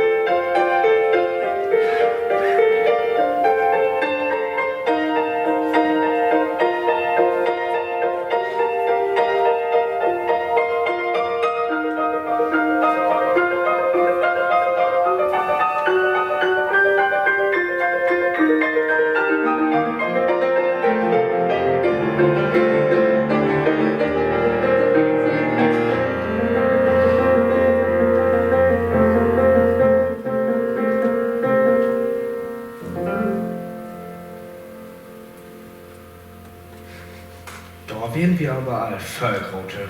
Willst du wie alt wieder werden? Ja, ich glaube, das wäre an Erd von Teilklasse. Und dort sind wir auch noch alle zusammen nach Berlin hinfahren. Stimmt, genau. Ja. Aber warum? Wenn wir das heute Klasse nicht auch noch mal alle in Berlin? Oh, ja, ich glaube, du hast recht. Und ja, dann wäre doch unser Abschlussfahrt. Genau. Da wären wir auch noch hier im Bundestag, wie dieses Saathaus. Stimmt. Löst du, wir haben davon auch noch Bilder? Das wird schon, wa? Ja. Wir viele Kinder. Wir kicken.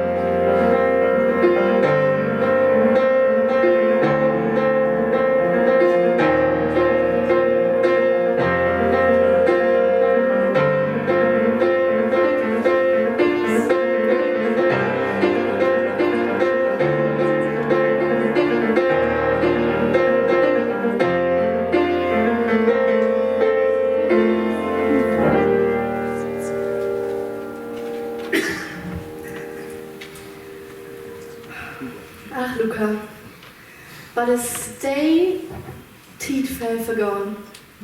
Aber sicher, erinnerst du dich auch noch an uns Varieté? Ja, natürlich. Als wir das güssen wärst. Doch lang haben wir gebraucht. Und hey, nach lang haben wir telefoniert. Aber ich glaube, das hätte sich wirklich lohnt. Das wäre ein hell fein Tiet.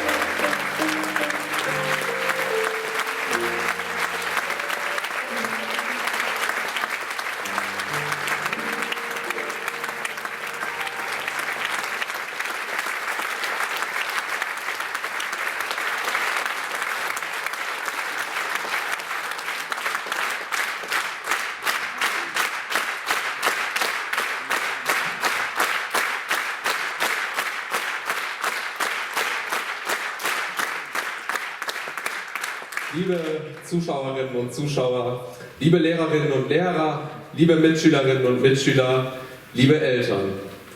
Bald ist es 13 Jahre her, dass wir unseren ersten Schultag erlebt haben. Die hier anwesenden Eltern werden sich wahrscheinlich noch gut, vielleicht sogar sehr viel besser als wir selbst an diesen Tag erinnern. Bald 9 Jahre ist es her, dass wir unseren ersten Schultag am Ulrichs-Gymnasium hatten. Bald 2 Jahre ist es her, dass wir die Oberstufe angetreten haben. Noch weniger als 3 Monate dauert es, bis wir die ersten schriftlichen Abiturprüfungen ablegen werden. Noch weniger als 5 Monate dauert es, bis wir offiziell vom Ulrichs-Gymnasium verabschiedet werden. 9 Jahre am UGN, das klingt nach einer unglaublich langen Zeit. Und das ist es ja durchaus auch. Aber jetzt stehen wir hier alle zusammen, fast am Ende unserer Schullaufbahn und merken, eigentlich ging doch alles viel zu schnell vorbei. In diesen 9 Jahren sind wir ein Jahrgang gewesen, haben unsere Schulzeit gemeinsam bewältigt, haben alle zusammen Erinnerungen geschaffen, Erfahrungen gesammelt und Kompetenzen erworben. In diesen 9 Jahren wurden uns durchaus auch die anderen Steine und Hürden in den Weg gelegt. Über diese Hürden hätten wir stolpern, straucheln oder fallen können. Aber wir stehen immer noch hier, alle zusammen. Und wir stehen immer noch aufrecht.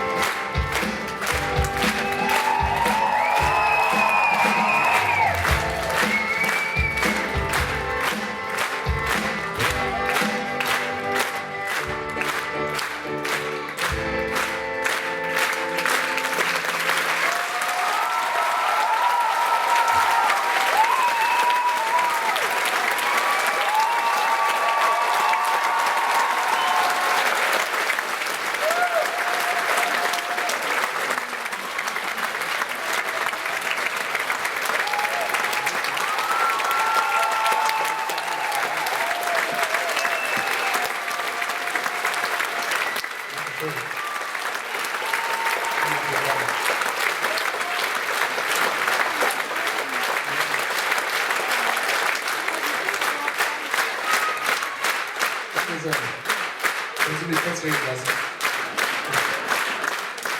Danke, ist nett von ihm.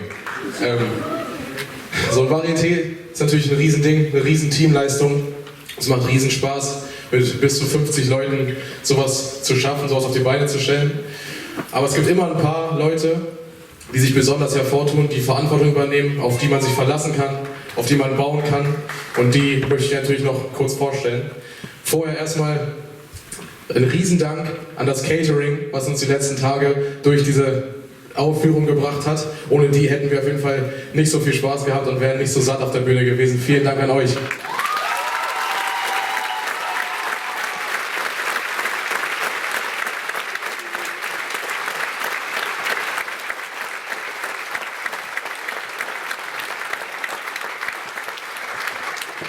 Jede gute Band braucht auch einen Bandleiter. Und vielleicht haben Sie es die letzten 2 Stunden gemerkt, er kann ganz gut Klavier spielen. Und jede Note, die heute gespielt wurde, ist durch seinen PC gelaufen. Ein riesen Applaus für Max Kretzmer!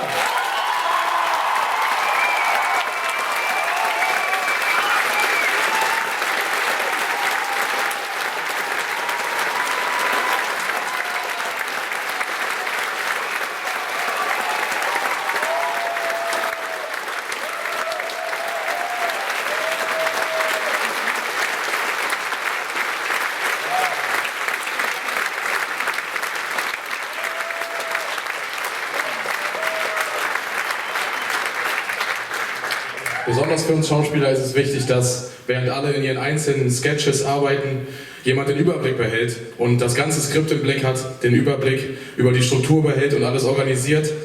Und diese Person hatten wir, deswegen einen riesigen Applaus für Ida von Hardenberg.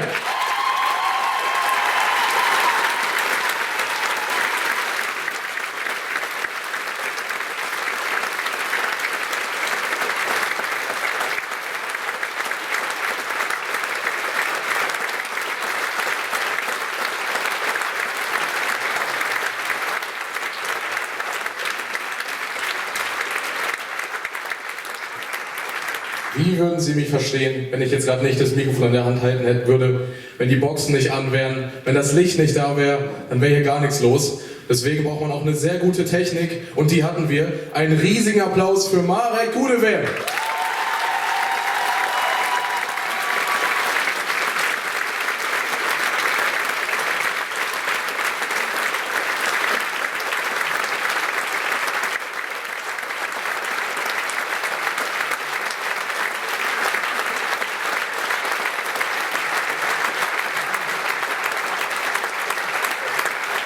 Wenn man denn schon mal so eine schöne funktionierende Technik hat, muss man auch noch was Schönes damit anfangen. Und da braucht man natürlich einen guten Grafikdesigner. Und den hatten wir auf jeden Fall. Er hat, wie ich mir sagen lassen habe, letzte Nacht das erste Mal wieder 8 Stunden geschlafen. Davor eher weniger. Er kann dazu auch noch super auf High Heels laufen. Einen riesigen Applaus für Philipp Wisser.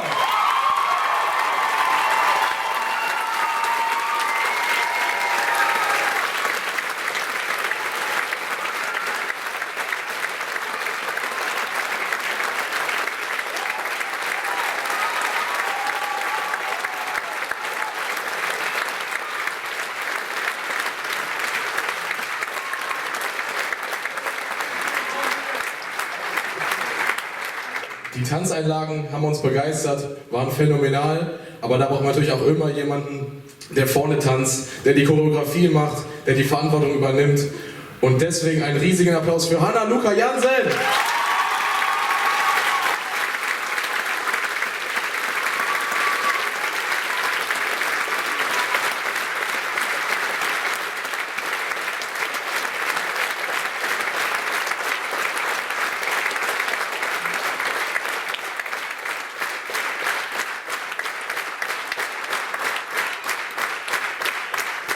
Sie haben sie in den letzten 2,5 Stunden als kleine glühende Ringe gesehen. Das Bühnenbildteam hat super zusammengearbeitet, hat immer dafür gesorgt, dass hier alles auch wieder wegkommt und wieder draufkommt und es damit überhaupt erst die verschiedenen Sketche ermöglicht. Aber auch da braucht man natürlich eine Person, die sich hinsetzt, das Heft in die Hand nimmt, ein bisschen Struktur reinbringt, organisiert und immer ansprechbar ist. Und deswegen ein Riesenapplaus für Hannah de Vries.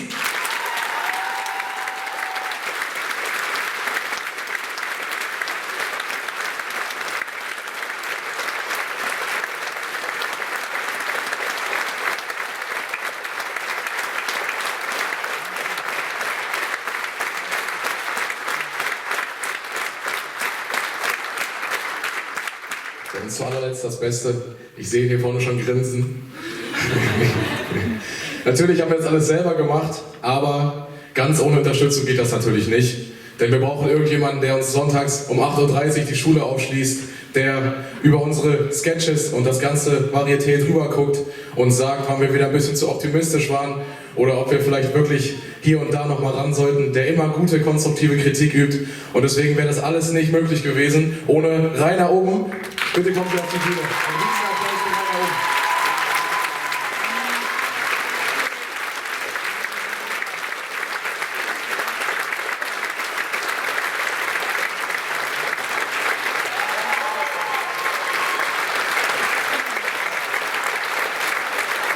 Das war unser Varieté. Dankeschön.